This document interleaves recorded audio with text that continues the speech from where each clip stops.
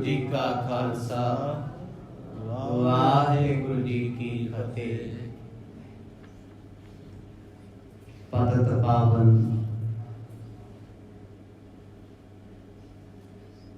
कृपा निदान सतगुरु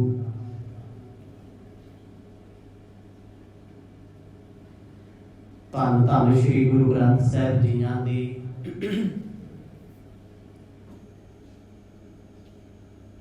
पवित्र अते पावन गोद विच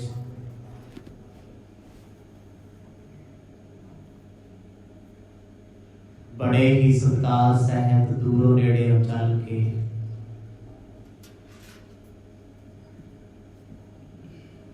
आप जी जुड़ बैठे हो।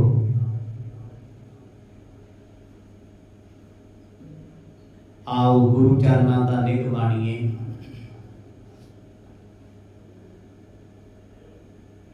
इतिहास के पावन प्रसंगां विचों आप जी ने सरवण कीता सी।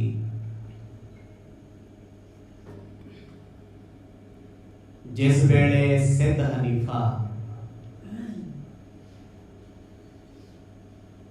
गुरु नानक पातशाह जी का पैरोकार ही बन गया। गोरखनाथ को जाके गुरु पातशाह की महिमा की। गुरु गोरख तो जरिया ना गया। उन्हें गुस्से में आके गुरु नानक पातशाह नूं इस विवाद विच बाद विच हराउण लई चरपटनाथ नूं भेजिया। ये तो पहला भूतबनाथ आया,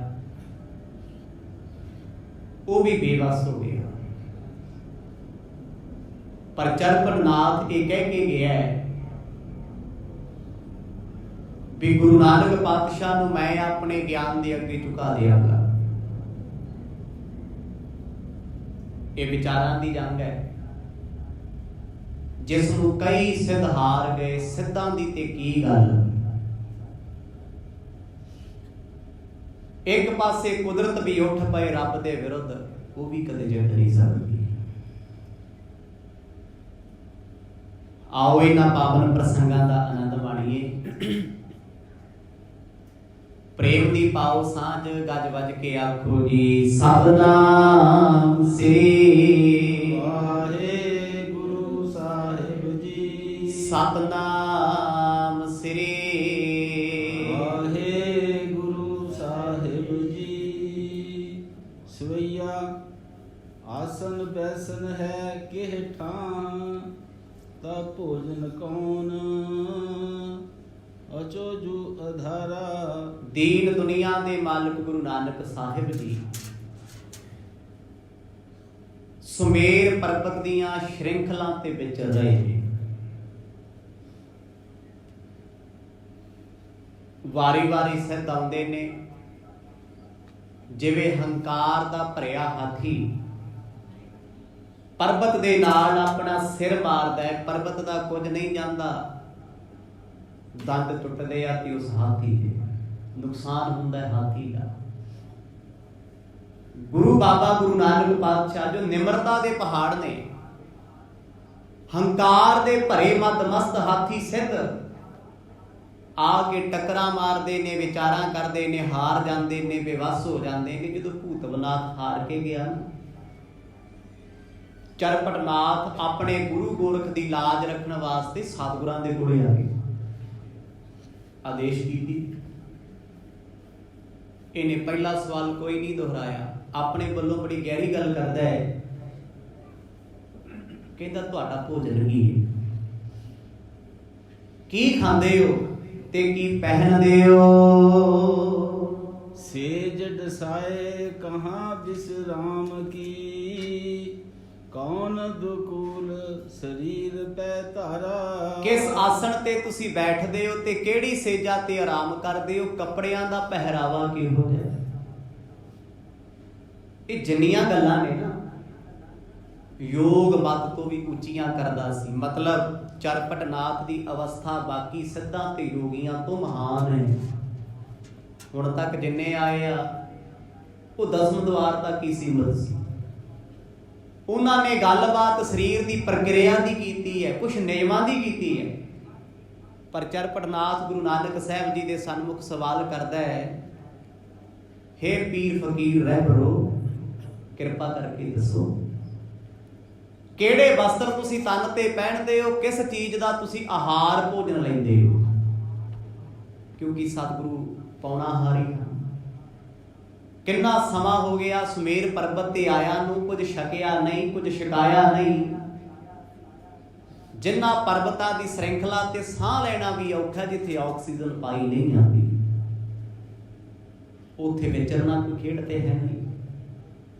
ਇਸੇ ਕਰਕੇ ਚਰਪਟਨਾਥ ਪੁੱਛਦਾ, ਮੈਨੂੰ ਦੱਸੋ ਤੁਹਾਡਾ ਭੋਜਨ ਕੀ ਹੈ, ਖੁਰਾਕ ਕੀ ਹੈ? ਕਿਉਂਕਿ ਮਨੁੱਖ ਆਪਣੇ ਭੋਜਨ ਪਾਣੀ ਤੋਂ ਪਹਿਚਾਣਿਆ ਜਾਂਦਾ ਹੈ। ਜਿਹੋ ਜਿਹਾ ਉਹ ਭੋਜਨ ਲੈਂਦਾ ਹੈ, ਉਹੋ ਜਿਹੀ ਉਹਦੀ ਸਿਹਤ ਹੈ, ਉਹੋ ਜਿਹੇ ਉਹਦੇ ਵਿਚਾਰ ਹੋਣਗੇ।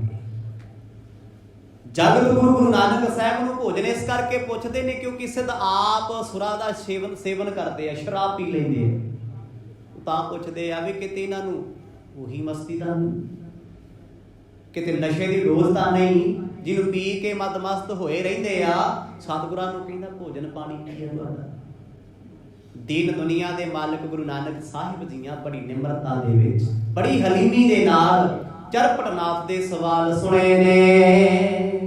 ਆਸਨ ਬੈਸਨ ਦੇਹ ਕੇ ਭੀਤਰ, ਨਾਮ ਸੁ ਭੋਜਨ ਜਾਨ ਹਮਾਰਾ। ਗੁਰੂ ਬਾਬਾ ਜੀ ਕਹਿੰਦੇ ਸਾਡਾ ਆਸਣ ਹੈ ਭਾਈ ਸਾਡੇ ਸਰੀਰ ਦੇ ਅੰਦਰ, ਰੂਹ, ਆਤਮਾ ਅਤੇ ਮਨ। ਆਸਣ ਤੇ ਸਰੀਰ 'ਚ ਹੈ, ਭੋਜਨ ਕੀ ਹੈ? ਸਤਿਗੁਰ ਕਹਿੰਦੇ ਸਾਡਾ ਭੋਜਨ ਹੈ ਨਾਮ। ਨਿਤ ਪੜ੍ਹਦੇ ਹੋ ਸਾਚਾ ਨਾਮ ਮੇਰਾ ਆਧਾਰੋ, ਸਾਚ ਨਾਮ ਆਧਾਰ ਮੇਰਾ, ਜਿਨ ਭੁੱਖਾਂ ਸਭ ਗਵਾਈਆਂ। ਉਹ ਨਾਮ ਹੈ ਸਾਡਾ, ਆਹਾਰ ਨਾਮ ਹੈ ਭੋਜਨ ਦਾ, ਜਿਹਨੂੰ ਛਕ ਕੇ ਐਸੀ ਸੰਤੁਸ਼ਟੀ ਆਈ, ਐਸਾ ਮਨ ਸੰਤੋਖੀ ਹੋਇਆ, ਭੁੱਖਾਂ ਹੀ ਗਵਾ ਲਈਆਂ। ਉਹ ਹੈ ਸੱਚਾ ਨਾਮ ਪਰਮੇਸ਼ਵਰ ਦਾ, ਅਕਾਲ ਦਾ, ਓੰਕਾਰ ਦਾ। ਗੁਰੂ ਨਾਨਕ ਪਾਤਸ਼ਾਹ ਕਹਿੰਦੇ ਚਰਪਟਨਾਥ ਜੀ ਸਾਡਾ ਭੋਜਨ ਕੇਵਲ ਵਾਹਿਗੁਰੂ ਦੀ ਬੰਦਗੀ ਹੈ। ਚੀਰ ਖਿਮਾ ਤਨ ਪੈ ਪਹਿਰੇ, ਸੁਠ ਸੇਜ ਡਸੀ ਦਸਵੇਂ ਬਰ ਦੁਆਰਾ। ਭਾਈ ਅਸੀਂ ਤਾਨੇ ਉੱਤੇ ਜਿਹੜੇ ਕੱਪੜੇ ਪਹਿਨੇ ਆ ਨਾ ਮਾਨੇ ਉੱਤੇ, ਉਹ ਆ ਖਿਮਾ ਦਾ, ਨਿਮਰਤਾ ਦੇ ਕੱਪੜੇ। ਤੇ ਸੇਜਾ ਕਿਹੜੀ ਹੈ? ਗਿਆਨ ਦੀ, ਸਿਆਣਪ ਦੀ ਸੇਜਾ। ਐਸੀ ਸੇਜ ਜੋ ਪਰਮਾਤਮਾ ਦੇ ਪਿਆਰ ਵਿੱਚ ਹੀ ਹੈ, ਉਹਦੇ ਦਿਲਕਸ਼ ਅੰਦਾਜ਼ ਵਿੱਚ ਹੈ, ਉਹ ਤੋਂ ਬਾਹਰ ਨਹੀਂ ਹੈ। ਨਿਮਰਤਾ ਦੇ ਕੱਪੜੇ, ਨਿਮਰਤਾ ਦਾ ਪਹਿਰਾਵਾ। ਤੁਸੀਂ ਲੱਖ ਮਹਿੰਗੇ ਕੱਪੜੇ ਪਾਈ ਫਿਰੋ, ਕਿਸੇ ਨੂੰ ਤੁਹਾਡੇ ਕੱਪੜਿਆਂ ਨਾਲ ਕੀ ਭਾਏ? ਮੰਨ ਲਓ ਮੈਂ 5 ਲੱਖ ਦੀ ਜੈਕਟ ਪਾਈ ਫਿਰਾਂ, ਤੁਹਾਨੂੰ ਉਹਦਾ ਕੀ ਫਾਇਦਾ? ਕੁਛ ਨਹੀਂ।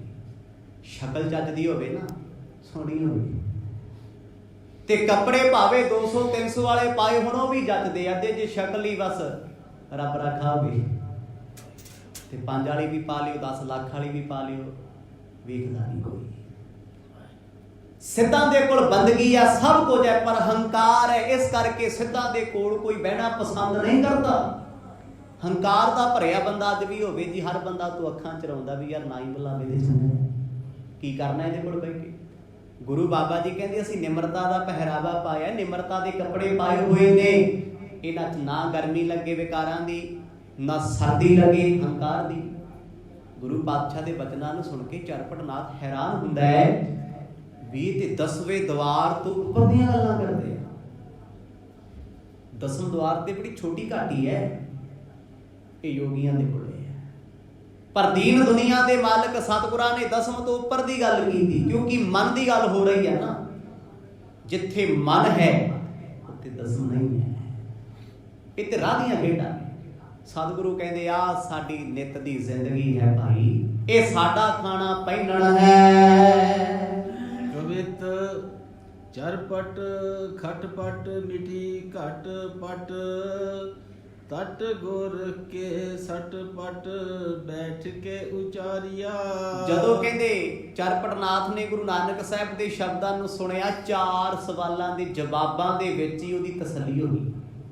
ਹੱਥ ਜੋੜੇ, ਕਹਿੰਦਾ ਬਾਬਾ ਗੁਸਤਾਖੀ ਮਾਫ, ਬਹੁਤਾ ਨਹੀਂ ਆਫਰਿਆ, ਬਹੁਤਾ ਨਹੀਂ ਬੋਲਿਆ। ਸਿਆਣੇ ਪੁਰਸ਼ ਦੀ ਸਿਆਣਪ ਕੀ ਹੈ? ਉਹ ਹਰ ਬੰਦੇ ਨੂੰ ਉਹਦੀਆਂ ਗੱਲਾਂ ਤੋਂ ਜੱਜ ਕਰ ਲੈਂਦੇ। ਤੁਹਾਡੀ ਜ਼ੁਬਾਨ ਦਾ ਬੋਲਿਆ ਪਹਿਲਾ ਅਲਫਾਜ਼ ਤੁਹਾਡੀ ਰੈਪੂਟੇਸ਼ਨ ਦੱਸਦਾ ਕਿੰਨੀ ਹੈ। ਤੁਹਾਡੀ ਬੋਲੀ ਬੋਲਣ ਦਾ ਸਲੀਕਾ, ਤੁਹਾਡੀ ਨੀਵੀਂ ਆਵਾਜ਼ ਦੱਸਦੀ ਹੈ ਤੁਸੀਂ ਕਿੰਨੇ ਗਹਿਰੇ ਹੋ। ਉੱਚਾ ਬੋਲਣ ਵਾਲਾ ਬੰਦਾ ਤੇ ਹੱਸ ਕੇ ਬੋਲਣ ਵਾਲਾ ਨਜਾਇਜ਼ ਹੀ ਹੈ, ਜ਼ੀਰੋ ਹੈ। ਗੁਰੂ ਨਾਨਕ ਪਾਤਸ਼ਾਹ ਨੇ ਬੜੀ ਹਲੀਮੀ ਵਿੱਚ ਗੱਲ ਕੀਤੀ, ਬੜੀ ਨਿਮਰਤਾ ਦੇ ਵਿੱਚ। ਇਸੇ ਕਰਕੇ ਚਰਪਟਨਾਥ ਨੇ ਮਰਦ ਨੂੰ ਮੱਥਾ ਟੇਕਿਆ, ਆਪਣੇ ਗੁਰੂ ਕੋਲ ਆ ਗਿਆ। ਗੋਰਖਨਾਥ ਗੁਰੂ ਨੇ ਵੇਖਿਆ ਵੀ ਚਰਪਟ ਵੀ ਛੇਤੀ ਮੁੜਿਆ ਆ। ਪਤਾ ਤੇ ਉਹਨੂੰ ਹੈ ਵੀ ਜਿੱਤ ਦਾ ਚੁੱਤ ਦਾ ਕੋਈ ਨਹੀਂ ਹੁੰਦਾ, ਸਭ ਹਾਰ ਜਾਂਦੇ ਨੇ। ਪੂਰਨ ਬਿਕਟ ਨਹਿ ਜਾਨੋ ਤਾਕੋ ਘਟ ਕੈਸੇ, ਕਉ ਬਿਦ ਲਟੇ ਨਹਿ ਟਰਤ ਨਾ ਟਾਰੀਆ। ਗੋਰਖ ਕਹਿੰਦਾ ਦੱਸੋ ਰਿਪੋਰਟ ਦਿਓ, ਕੀ ਕਰਕੇ ਆਏ ਹੋ? ਕਹਿੰਦਾ ਜੀ 100 ਦੀ ਇੱਕ ਸੁਣਾਉਣ ਲੱਗਾ। ਉਹ ਪੂਰਨ ਨੇ, ਜਿਹੜਾ ਹੈ ਪੂਰਨ ਆ ਨਾ ਉਹ ਚ ਅਧੂਰਾ ਹੁੰਦਾ, ਨਾ ਪਾਉਣਾ ਹੁੰਦਾ, ਨਾ ਸਵਾਇਆ ਹੁੰਦਾ, ਉਹ ਪੂਰਾ ਹੀ ਹੈ। ਪੂਰੇ ਦਾ ਕੀ ਆ? ਸਭ ਕੁਝ ਪੂਰਾ, ਘੱਟ ਵੱਧ ਕੁਛ ਨਹੀਂ। ਸਾਹਿਬ ਕਹਿੰਦੇ ਪੂਰੇ ਪਰਮਾਤਮਾ ਦਾ ਬਣਾਇਆ ਸਭ ਕੁਝ ਪੂਰਾ, ਉਹ ਚ ਘਾਟ ਵਾਧ ਨਹੀਂ ਹੈ। ਦਸ਼ਮੇਸ਼ ਕਹਿੰਦੇ ਨੇ ਬਾੜ ਹੈ ਨਾ ਘਾਟ ਹੈ, ਨਾ ਘਾਟ ਵਾੜ ਹੋਣਾ ਹੈ। ਰੱਬ ਦੀ ਬਣਾਈ ਕੁਦਰਤ ਵਿੱਚ, ਪਰਮਾਤਮਾ ਦੀ ਰਚਾਈ ਖੇਡ ਵਿੱਚ ਨਾ ਕੁਝ ਘਾਟਾ ਤੇ ਨਾ ਕੁਝ ਵੱਧ ਹੈ। ਸਾਡੀਆਂ ਬਣਾਈਆਂ ਚੀਜ਼ਾਂ ਘੱਟ ਵੱਧ ਹੋ ਸਕਦੀਆਂ ਤੇ ਹੁੰਦੀਆਂ ਵੀ। ਸਿੱਧ ਨੇ ਸਿੱਧੀ ਚਰਪਟ ਨੇ ਕਹਿ ਦਿੱਤੀ, ਕਹਿੰਦਾ ਜੀ ਉਹ ਪੂਰੇ ਨੇ, ਉਹਨਾਂ ਨੂੰ ਅੰਡਰ ਐਸਟੀਮੇਟ ਨਹੀਂ ਕੀਤਾ ਜਾ ਸਕਦਾ, ਨਹੀਂ ਕੀਤਾ ਜਾ ਸਕਦਾ। ਸੂਰਜ ਪੂਰਾ ਹੈ, ਉਹਦਾ ਕੀ ਕਰੋਗੇ? ਚੰਦਰਮਾ ਨੂੰ ਰਾਹ ਹੋ ਜਾਂਦਾ ਕਈ ਵਾਰ, ਕਦੇ ਘਟ ਜਾਂਦਾ ਹੈ, ਕਦੇ ਵੱਧ ਜਾਂਦਾ ਹੈ, ਕਦੇ ਪੂਰਨਮਾਸ਼ੀ। ਕਦੇ ਸੂਰਜ ਵੇਖਿਆ ਏਦਾਂ ਬਿਨਾਂ ਗ੍ਰਹਿਣ ਤੋਂ ਸੂਰਜ ਕਦੇ ਘਟਦਾ ਵੱਧਦਾ ਹੋਵੇ? ਪੂਰਾ ਹੀ ਚੜ੍ਹਦਾ ਤੇ ਪੂਰਾ ਹੀ ਛਿਪਦਾ।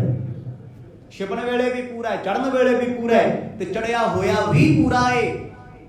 ਗੁਰੂ ਨਾਨਕ ਸਾਹਿਬ ਦਾ ਪ੍ਰਤਾਪ ਇੰਨਾ ਸੀ, ਸਿੱਧਾਂ ਤੋਂ ਝੱਲਿਆ ਨਹੀਂ ਸੀ ਜਾਂਦਾ। ਜਦੋਂ ਗੋਰਖਨਾਥ ਨੂੰ ਇਹ ਗੱਲ ਕਹਿ ਦਿੱਤੀ ਨਾ ਚਰਪਟਨਾਥ ਨੇ ਵੀ ਉਹ ਪਰਿਪੂਰਨ ਮਹਾਤਮਾ ਨੇ, ਉਹਨਾਂ ਦੀ ਅਸੀਂ ਰੀਸ ਨਹੀਂ ਕਰ ਸਕਦੇ। ਚੰਗਰ ਸੁਨਤ ਮਨ ਖਾਏ ਕੇ ਤਮਕ ਕਹੈ, ਕੈਸੋ ਮਾਈ ਮੂਡਾ ਦੇਹੋ ਆਇਸ ਨਿਹਾਰੀਆ। ਜਦੋਂ ਕਹਿੰਦੇ ਚਰਪਟ ਦੀਆਂ ਗੱਲਾਂ ਸੁਣੀਆਂ, ਜੇ ਗੋਰਖ ਸੁਣ ਹੀ ਰਿਹਾ ਸੀ, ਐਨੇ ਨੂੰ ਝੰਗੜਨਾਥ ਉੱਠ ਪਿਆ। ਨਾ ਹੀ ਝੰਗੜਾ ਤੇ ਝਗੜਾ ਤੇ ਕਰੂਗਾ ਹੀ। ਖਾ ਕੇ ਗੁੱਸਾ ਕਹਿੰਦਾ ਗੁਰੂ ਜੀ ਛੱਡੋ ਇਹਦੀਆਂ ਗੱਲਾਂ, ਮੈਂ ਚੱਲਿਆ ਜੀ, ਮੈਂ ਵੇਖਦਾ ਮਾਈ ਮੁੰਡੇ ਨੂੰ। ਮਾਈ ਮੁੰਡਾ ਸ਼ਬਦ ਵਰਤਦੇ ਸੀ, ਭਾਵ ਜਿਸ ਦੀ ਮਾਂ ਨੇ ਜਿਹਨੂੰ ਗਿਆਨ ਨਾ ਦਿੱਤਾ ਹੋਵੇ, ਸਮਝ ਨਾ ਦਿੱਤੀ ਹੋਵੇ, ਉਹਨੂੰ ਕਹਿੰਦੇ ਮਾਈ ਮੁੰਡਾ। ਵੀ ਇਹ ਮਾਂ ਦਾ ਹੀ ਮੁੰਨਿਆ ਹੋਇਆ ਹੈ, ਗੁਰੂ ਦਾ ਮੁੰਨਿਆ ਨਹੀਂ। ਗੁਰੂ ਦਾ ਮੁੰਨਿਆ ਪੂਰਾ ਹੁੰਦਾ ਹੈ। ਮਾਂ ਦੀ ਸਿੱਖਿਆ ਤੇ ਚੱਲਣ ਵਾਲਾ, ਮਾਂ ਦੀਆਂ ਗੱਲਾਂ ਮੰਨਣ ਵਾਲਾ ਕਈ ਵਾਰ ਨਾ ਮਾਂ ਵਰਗਾ ਸੁਭਾਅ ਚੱਕੀ ਫਿਰਦਾ ਹੁੰਦਾ। ਬੜੇ ਤੁਸੀਂ ਮਰਦ ਵੇਖੇ ਹੋਣੇ, ਉਹਨਾਂ ਦਾ ਸੁਭਾਅ ਜਨਾਨੀਆਂ ਵਰਗਾ ਹੁੰਦਾ। ਘਰ ਵਾਲੀ ਤੋਂ ਡਰੀ ਜਾਂਦੇ ਆ, ਭੈਣ ਤੋਂ ਡਰੀ ਜਾਂਦੇ ਆ, ਮਾਂ ਤੋਂ ਡਰੀ ਜਾਂਦੇ ਆ। ਬੜਕ ਨਹੀਂ ਹੈ ਉਹਨਾਂ ਦੇ ਵਿੱਚ, ਨਾ ਅਣਖ ਹੈ। ਜਿਵੇਂ ਕਹਿਤਾ ਬਸ ਠੀਕ ਹੈ, 7 ਬਚਨ ਹੈ। ਉਹ ਕੀ ਹੈ? ਮਾਂ ਵਰਗਾ ਸੁਭਾਅ। ਹੁਣ ਸ਼ੇਰਾਂ ਕੋਲ ਤੇ ਸ਼ੇਰਾਂ ਵਾਲੇ ਸੁਭਾਅ ਹੋਣੇ ਚਾਹੀਦੇ ਆ ਨਾ, ਸ਼ੇਰਨੀ ਵਾਲਾ ਤਾਂ ਨਹੀਂ ਨਾ, ਬਿੱਲੀ ਵਾਲਾ ਤਾਂ ਨਹੀਂ ਨਾ। ਸ਼ੇਰ ਤੇ ਸ਼ੇਰ ਹੀ ਹੁੰਦਾ ਹੈ। ਆਖਦੇ ਆ ਮਾਈ ਮੁੰਡੇ ਨੂੰ ਮੈਂ ਮਿਲਦਾ ਜਾ ਕੇ, ਭਾਵ ਜਿਨ੍ਹਾਂ ਨੇ ਕੋਈ ਗੁਰੂ ਨਹੀਂ ਧਾਰਨ ਕੀਤਾ, ਇਹ ਗੱਲ ਉਹਨਾਂ ਨੂੰ ਖਿਝ ਲੱਗ ਰਹੀ ਹੈ, ਤਾਂ ਹੀ ਤੇ ਭੱਜੇ ਫਿਰਦੇ ਵੀ ਗੋਰਖ ਨੂੰ ਗੁਰੂ ਮੰਨ ਲਓ। ਵੀ ਉਹ ਏਡੇ ਵੱਡੇ ਕਰਾਮਾਤੀ ਕਿਵੇਂ ਹੋ ਗਏ? ਉਹਨਾਂ ਦਾ ਤੇ ਗੁਰੂ ਕੋਈ ਨਹੀਂ, ਗੁਰੂ ਨਾਨਕ ਸਾਹਿਬ ਦਾ। ਕਿਉਂਕਿ ਮਹਾਰਾਜ ਨੇ ਦੱਸਿਆ ਥੋੜੀ ਕਿਸੇ ਨੂੰ ਸਾਡਾ ਗੁਰੂ ਕੌਣ ਹੈ। ਗੁਰੂ ਪਰਮਾਤਮਾ ਹੀ ਹੈ, ਪਰਮੇਸ਼ਵਰ ਹੈ, ਆਪ ਹੀ ਹੈ। ਕਹਿੰਦੇ ਮੈਂ ਮਿਲਦਾ ਜਾ ਕੇ ਮਾਈ ਮੁੰਡੇ ਨੂੰ, ਮੈਨੂੰ ਆਗਿਆ ਦਿਓ ਗੁਰੂਦੇਵ। ਗੋਰਖਨਾਥ ਕਹਿੰਦਾ ਮੈਨੂੰ ਉਮੀਦਾਂ ਸੀ ਤੇਰੇ ਤੋਂ ਝੰਗੜਨਾਥ, ਕੁਝ ਹਾਸਲ ਕਰਕੇ ਆਵੇਗਾ। ਖਿਨ ਮਾਹੇ ਆਏ ਬੈਠ ਬਚਨ ਅਲਾਏ ਤਿਨ, ਬਿਨਾ ਦੂਧ ਬਾਰਿਕ ਕੋ ਕੈਸੇ ਪ੍ਰਤਪਾਰੀਆ। ਗੁਰੂ ਨਾਨਕ ਸਾਹਿਬ ਮਹਾਰਾਜ ਦੇ ਕੋਲ ਝੱਟ ਭਾਟੀ ਆ ਗਿਆ ਜੀ, ਛਿਨ ਭੰਗਰ ਦੇ ਵਿੱਚ ਹੀ ਆ ਕੇ ਕਹਿੰਦਾ ਆਦੇਸ਼। ਮਹਾਰਾਜ ਕਹਿੰਦੇ ਆਓ ਮਹਾਂਪੁਰਖ ਆਦੇਸ਼। ਗੁਰੂ ਸਾਹਿਬ ਸਭ ਦਾ ਸਤਿਕਾਰ ਕਰਦੇ ਸੀ, ਕੋਈ ਹੰਕਾਰਿਆ, ਕੋਈ ਫਟਕਾਰਿਆ, ਕੋਈ ਵਿਕਾਰਿਆ, ਜਿਹੜਾ ਵੀ ਆ ਗਿਆ ਮਹਾਰਾਜ ਕਹਿੰਦੇ ਆਓ ਜੀ। ਅੱਗੇ ਕਹਿੰਦੇ ਸੀ ਗੱਲ ਦਾ ਜਵਾਬ ਦਿਓ, ਮੈਨੂੰ ਪਤਾ ਤੁਸੀਂ ਪਹਿਲੇ ਸਿੱਧਾਂ ਨਾਲ ਬੜੀ ਚਰਚਾ ਕੀਤੀ, ਸਭ ਨੂੰ ਹਰਾ ਦਿੰਦੇ ਹੋ। ਇਹ ਦੱਸੋ ਵੀ ਬੱਚਾ ਦੁੱਧ ਬਿਨਾ ਕਿਵੇਂ ਰਹਿ ਸਕਦਾ? ਬੱਚਾ ਦੁੱਧ ਬਿਨਾ ਕਿਵੇਂ ਰਹਿੰਦਾ? ਹੁਣ ਦੁਨੀਆ ਦੇ ਜਿਹੜੇ ਮਰਜ਼ੀ ਬੰਦੇ ਨੂੰ ਪੁੱਛ ਲਓ, ਉਹ ਇਹੀ ਕਹੂਗਾ ਵੀ ਬੱਚਾ ਦੁੱਧ ਬਿਨਾ ਨਹੀਂ ਜੀ ਸਕਦਾ। ਹੋ ਸਕਦਾ ਹੈ ਮਾਂ ਦੇ ਅਸਥਾਨਾਂ 'ਚ ਦੁੱਧ ਨਾ ਹੋਵੇ, ਬ੍ਰੈਸਟ ਫੀਡਿੰਗ ਨਾ ਹੋਵੇ। ਬੜੀ ਵਾਰ ਹੁੰਦਾ ਹੈ ਮਾਂ ਬੱਚੇ ਨੂੰ ਜਨਮ ਦਿੰਦੀ ਹੈ ਪਰ ਅਸਥਾਨਾਂ ਵਿੱਚ ਦੁੱਧ ਨਹੀਂ ਹੁੰਦਾ, ਫਿਰ ਕੋਈ ਡੱਬੇ ਵਾਲਾ ਦੁੱਧ ਪਿਲਾਉਂਦਾ ਹੈ, ਕੋਈ ਕਾਓ ਮਿਲਕ, ਕੋਈ ਗਾਂ ਦਾ ਪਿਲਾ ਰਿਹਾ, ਪਰ ਦੁੱਧ ਤੇ ਪਿਲਾਇਆ ਜਾ ਰਿਹਾ ਨਾ। ਇਹ ਕਹਿੰਦੇ ਸਾਨੂੰ ਇਹ ਦੱਸੋ ਵੀ ਬੱਚਾ ਦੁੱਧ ਬਿਨਾ ਰਹਿ ਕਿਵੇਂ ਸਕਦਾ ਹੈ। ਦੇਖੋ ਕਿਹੋ ਜਿਹਾ ਸਵਾਲ ਕਰਦਾ ਸਿੱਧਾ, ਬੜਾ ਗਹਿਰਾ ਸਵਾਲ ਹੈ। ਕਹਿੰਦਾ ਮੰਨ ਜੂ ਤੁਹਾਨੂੰ ਕਿਵੇਂ ਰਹਿ ਸਕਦਾ ਹੈ। ਜਿਵੇਂ ਬਾਣੀ ਕਹਿੰਦੀ ਹੈ ਨਾ, ਮਾਤ ਪਿਤਾ ਬਿਨ ਬਾਲ ਨਾ ਹੋਈ, ਵੀ ਮਾਤਾ ਪਿਤਾ ਦੇ ਸੰਬੰਧ ਤੋਂ ਬਿਨਾ ਬੱਚਾ ਨਹੀਂ ਜਨਮ ਲੈਂਦਾ। ਅੱਜ ਕੱਲ ਫਿਰ ਕੱਚ ਘਰ ਦਾ ਗਿਆਨੀ ਕਹਿਣਗੇ ਲੈ ਜੀ IVF ਦੀ ਟੈਕਨੀਕ ਚੱਲਦੀ ਹੈ, ਉੱਥੇ ਤੇ ਬੱਚਾ ਇਦਾਂ ਹੀ ਹੋ ਜਾਂਦਾ ਹੈ, ਗੋਦ ਕਿਸੇ ਦੀ ਹੈ, ਬੇਬੀ ਕੋਈ ਕਿੱਥੋਂ ਆ ਜਾਂਦਾ ਹੈ। ਪਰ ਉੱਥੇ ਵੀ ਨਾ ਗੱਲ ਇਹੀ ਹੋਣੀ ਹੈ, ਪਿਤਾ ਦਾ ਬਿੰਦ ਚਾਹੀਦਾ, ਸੀਰਮ ਚਾਹੀਦਾ ਹੈ। ਟੈਕਨੀਕ ਕੋਈ ਵੀ ਹੋਵੇ, ਮਾਤਾ ਪਿਤਾ ਦੇ ਬਗੈਰ ਬੱਚਾ ਜਨਮ ਨਹੀਂ ਲੈ ਸਕਦਾ। ਇਹ ਗੁਰਬਾਣੀ ਦਾ ਕਿਹਾ ਹੋਇਆ। ਜਗਤ ਗੁਰੂ ਨਾਨਕ ਸਾਹਿਬ ਨੂੰ ਕਹਿੰਦਾ ਮੈਨੂੰ ਇਹ ਦੱਸੋ ਵੀ ਜਿਹੜਾ ਬੱਚਾ ਹੈ ਦੁੱਧ ਬਿਨਾਂ ਕਿਵੇਂ ਜੀ ਸਕਦਾ ਹੈ। ਇਹ ਸਵਾਲ ਕੀਤਾ ਭਾਈ ਮਰਦਾਨਾ ਜੀ ਕੋਲ ਬੈਠੇ ਸੋਚੀ ਜਾਣ, ਕਹਿੰਦੇ ਹੈ ਵੀ ਔਖਾ ਹੀ ਹੈ।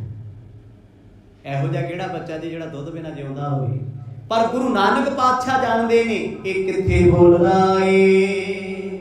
ਦੋਹਰਾ ਕੌਣ ਨਾਮ ਕਿਤ ਜਾਹੋਗੇ, रहो कौन से देश, चंगर बुझे तोहे को कौन तुम्हारा पेश। ਝੰਗੜਨਾਥ ਆਪਣਾ ਨਾਮ ਲੈ ਕੇ ਕਹਿੰਦਾ ਏ, ਐ ਮਹਾਂਪੁਰਖੋ ਤੁਹਾਨੂੰ ਝੰਗੜਨਾਥ ਪੁੱਛਦਾ ਤੁਹਾਡਾ ਦੇਸ਼ ਕਿਹੜਾ, ਕਿਹੜੀ ਥਾਂ ਚੱਲੇ ਹੋ, ਤੁਹਾਡਾ ਨਾਮ ਕੀ ਹੈ, ਤੇ ਮੇਰੇ ਸਵਾਲ ਦਾ ਜਵਾਬ ਦੇ ਦਿਓ ਕਿਸ ਭੇਸ ਵਿੱਚ ਤੁਸੀਂ ਆਏ ਹੋ, ਵੀ ਬੱਚਾ ਕਿਵੇਂ ਰਹਿ ਸਕਦਾ ਹੈ ਦੁੱਧ ਬਿਨਾਂ। ਇਹ ਤੇ ਔਖਾ ਹੀ ਹੈ, ਕਿਉਂਕਿ ਜਦੋਂ ਬੱਚਾ ਜਨਮ ਲੈਂਦਾ ਨਾ, ਜਿਸ ਵੇਲੇ ਉਹਦਾ ਨਾੜੂਆ ਕੱਟਿਆ ਜਾਂਦਾ, ਸਿਰਫ ਉਸੇ ਵੇਲੇ ਉਹਦਾ ਲੀਵਰ ਐਕਟੀਵੇਟ ਹੁੰਦਾ ਹੈ। ਸਾਇੰਸ ਦੀ ਥਿਊਰੀ ਪੜ੍ਹ ਕੇ ਵੇਖਿਓ, ਉਹ ਤੋਂ ਪਹਿਲਾਂ ਮਾਤਾ ਦੇ ਪੇਟ ਵਿੱਚ ਲੀਵਰ ਕੰਮ ਨਹੀਂ ਕਰਦਾ। ਕਰਦਾ ਹੀ ਉਦੋਂ ਜਦੋਂ ਨਾੜੂਆ ਐਕਟੀਵੇਟ ਕੀਤਾ ਜਾਂਦਾ, ਕੱਟਿਆ ਜਾਂਦਾ ਕੈਂਚੀ, ਉਸ ਵੇਲੇ ਐਂਜ਼ਾਈਮ ਦੀ ਫੈਕਟਰੀ ਲੀਵਰ ਆਪਣਾ ਕੰਮ ਸ਼ੁਰੂ ਕਰ ਦਿੰਦਾ ਹੈ। ਤੇ ਉਹ ਫਿਰ ਪਹਿਲਾ ਕੰਮ ਕੀ ਹੁੰਦਾ ਲੀਵਰ ਦਾ? ਭੁੱਖ ਲਾਉਣੀ। ਸਭ ਤੋਂ ਪਹਿਲਾਂ ਬੱਚਾ ਰੋਂਦਾ ਹੈ। ਕਿਉਂ ਰੋਂਦਾ ਹੈ? ਨਾੜੂਆ ਕੱਢਣ ਤੋਂ ਬਾਅਦ ਜਿਸ ਵੇਲੇ ਉਹਦੇ ਅੰਦਰ ਉਹ ਕੈਮੀਕਲ ਰਿਲੀਜ਼ ਹੁੰਦੇ ਆ, ਉਹਦੇ ਪੇਟ ਤੱਕ ਉਹ ਖਿੱਚ ਜਾਂਦੀ ਹੈ ਦੁੱਧ ਦੀ, ਤੇ ਫਿਰ ਮਾਂ ਦੇ ਦੁੱਧ ਵੱਲ ਜਾਂਦਾ ਹੈ। ਫਿਰ ਇੱਕ ਵੱਡੀ ਗੱਲ ਹੈ ਵੀ ਜਿਸ ਬੱਚੇ ਨੂੰ, ਕਿਉਂਕਿ 3 ਮਹੀਨੇ ਤੱਕ ਦਾ ਜਿਹੜਾ ਬੱਚਾ ਨਾ, 90 ਦਿਨਾਂ ਤੱਕ ਦਾ, ਉਹਦੀ ਜੀਭ ਤੇ ਕੋਈ ਸਵਾਦ ਨਹੀਂ ਹੁੰਦਾ।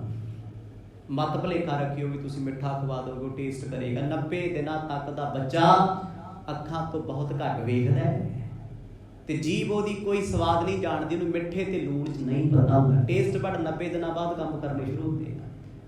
ਪਰ ਉਸ ਬੱਚੇ ਨੂੰ ਕਿਵੇਂ ਪਤਾ ਹੈ ਵੀ ਮਾਂ ਦੀ ਛਾਤੀ ਕਿੱਥੇ ਹੈ? ਵੇਖਿਆ ਨਾ ਤੁਸੀਂ, ਜਿਸ ਬੱਚੇ ਨੂੰ ਇਹ ਨਹੀਂ ਪਤਾ ਵੀ ਮਾਂ ਕੌਣ ਹੈ, ਪਰਿਵਾਰ ਕੌਣ ਹੈ, ਪਿਤਾ ਕੌਣ ਹੈ, ਪਰ ਉਹ ਬੱਚਾ ਮਾਂ ਦੇ ਅਸਥਾਨਾਂ ਵੱਲ ਤੁਰਿਆ ਜਾਂਦਾ ਹੈ। ਇਹਦੇ ਵਿੱਚ ਵੀ ਬਹੁਤ ਡੂੰਘੇ ਤੇ ਗਹਿਰੇ ਰਾਜ ਨੇ। ਕਦੇ ਵਕਤ ਆਇਆ ਐਸੀ ਕਥਾ ਆਏਗੀ ਤੇ ਵਿਚਾਰ ਕਰਾਂਗੇ, ਕਿਉਂਕਿ ਗਿਆਨ ਦੀਆਂ ਗੱਲਾਂ ਨੇ, ਜ਼ਿੰਦਗੀ 'ਚ ਪਤਾ ਹੋਣਾ ਚਾਹੀਦਾ।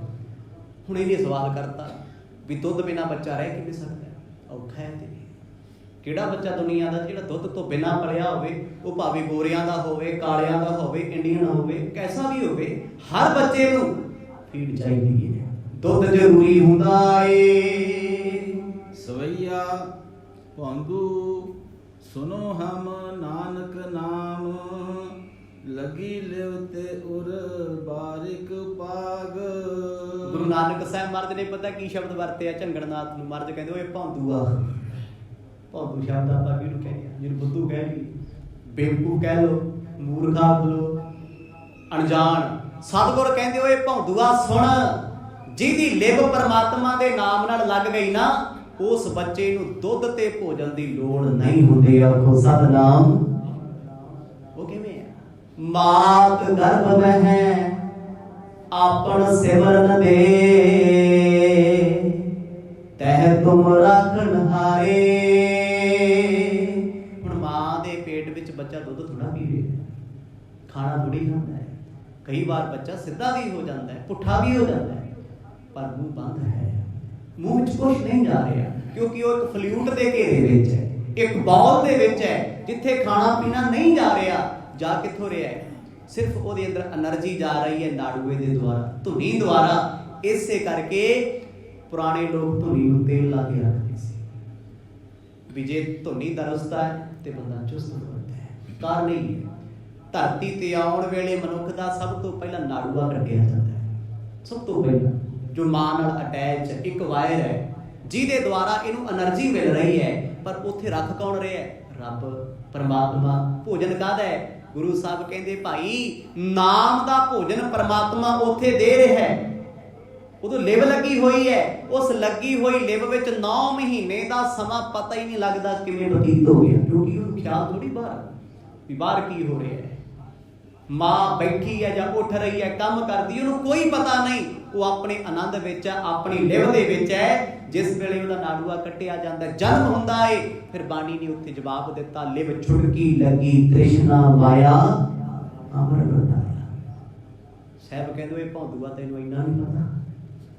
ਮਾਤਾ ਦੇ ਪੇਟ ਵਿੱਚ ਬੱਚਾ ਕੁਝ ਨਹੀਂ ਖਾਂਦਾ, ਕੁਝ ਨਹੀਂ ਪੀਂਦਾ। ਅੱਜ ਪੁੱਛੋ ਮੈਡੀਕਲ ਸਾਇੰਸ ਨੂੰ ਜਾ ਕੇ, ਜੀ ਬੱਚਾ ਉਦੋਂ ਕੀ ਖਾਂਦਾ ਹੈ? ਮਾਤਾ ਪਿਤਾ ਦੇ ਖਾਧੇ ਦਾ ਅਸਰ ਉਸ ਬੱਚੇ ਨੂੰ ਪ੍ਰਾਪਤ ਹੋ ਰਿਹਾ ਹੈ। ਹੁਣ ਜੇ ਮੰਨ ਲਓ ਕੋਈ ਬੱਚਾ ਖਾਣ ਲੱਗ ਜੇ, ਸੋਚੋ ਇਹਨਾਂ ਗੱਲਾਂ, ਫਿਰ ਉਹ ਪੋਟੀ ਵੀ ਕਰੂਗਾ, ਵੇਸਟੇਜ ਵੀ ਕਿੱਥੇ ਰਹੂਗੀ? ਸਰੀਰ 'ਚ ਰਹੂਗੀ। ਕਦੇ ਸੁਣਿਆ ਐਸਾ? ਨਹੀਂ। ਜਦ ਬੱਚੇ ਦਾ ਜਨਮ ਹੁੰਦਾ ਹੈ, ਉਸ ਤੋਂ ਬਾਅਦ ਲੀਵਰ ਐਕਟੀਵੇਟ ਹੁੰਦਾ ਹੈ। ਉਸ ਦਿਨ ਤੋਂ ਲੈ ਕੇ ਬੁਢਾਪੇ ਤੱਕ ਮਨੁੱਖ ਦਾ ਲੀਵਰ ਮਿਹਦਾ ਵੀ ਕੰਮ ਕਰਦਾ ਰਹਿੰਦਾ ਹੈ, ਹਾਰਟ ਵੀ ਕੰਮ ਕਰਦਾ ਹੈ। ਕਿੱਡੀ ਵੱਡੀ ਮਸ਼ੀਨ ਰੱਬ ਨੇ ਲਾਈ ਹੈ।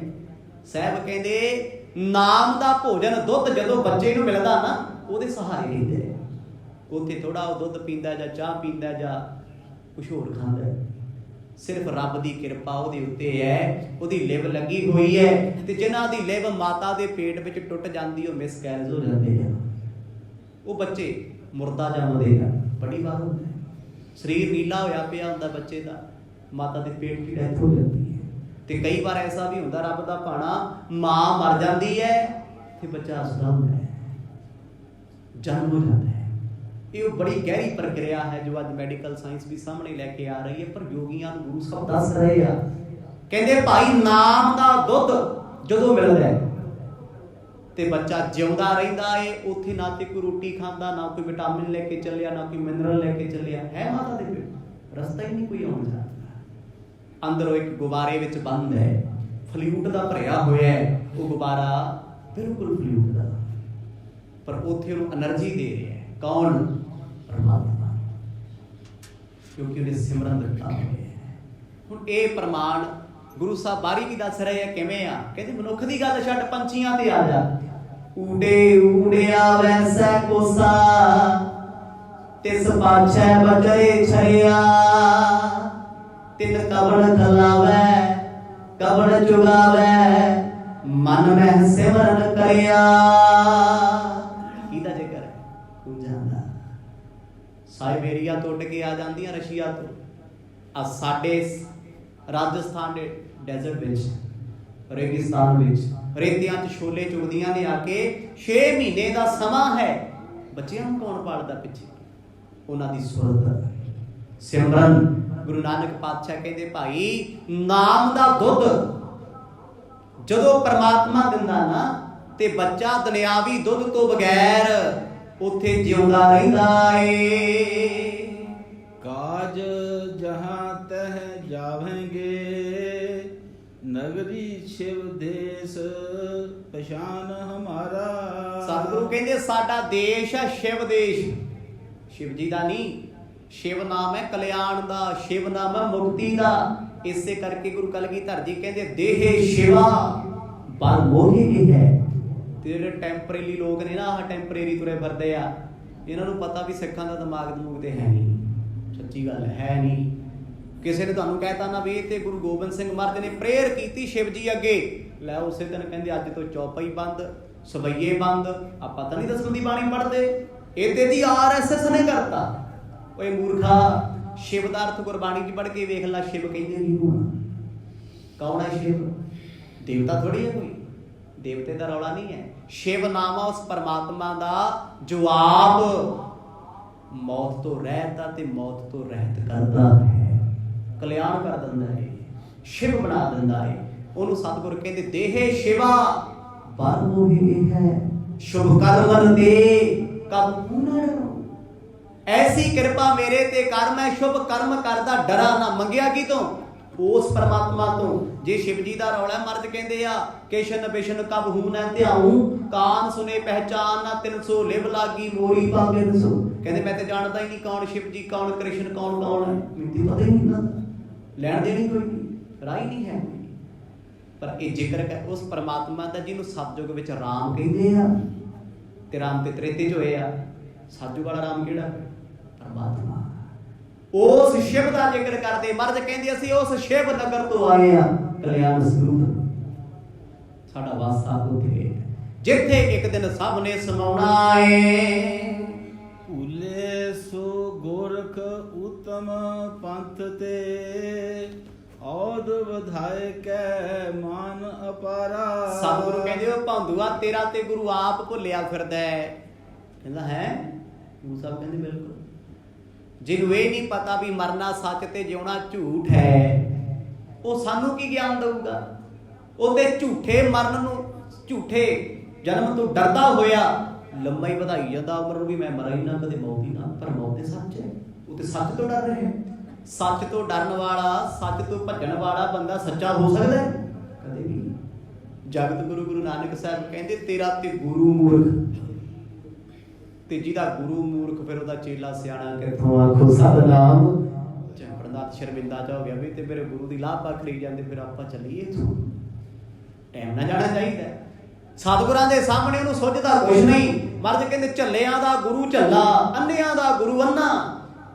ओ भाई जिस परमात्मा ने मौत लिखी है सच है सदा रहनी है, ते तेरा गुरु उस मौत तो डरदा लंबी उम्र करदा एक दिन आऊगी ते जरूर तुहानूं कित्थों बचाएगा? वो ते आप डुबे है तुहानू भी डूबेगा। या सुन चंगर लज्जित होए, सुमेर पै जाए कै बैन उचारा। इन्ने बचन सुन के सतगुरां दे झंगड़ नाथ इन्ना शर्मिंदा होया दी उहनूं धरती थां ना दवे। भी जदों मेरे गुरु नूं ही कहता बेवकूफ ते फिर मैं किधर दा सियाणा?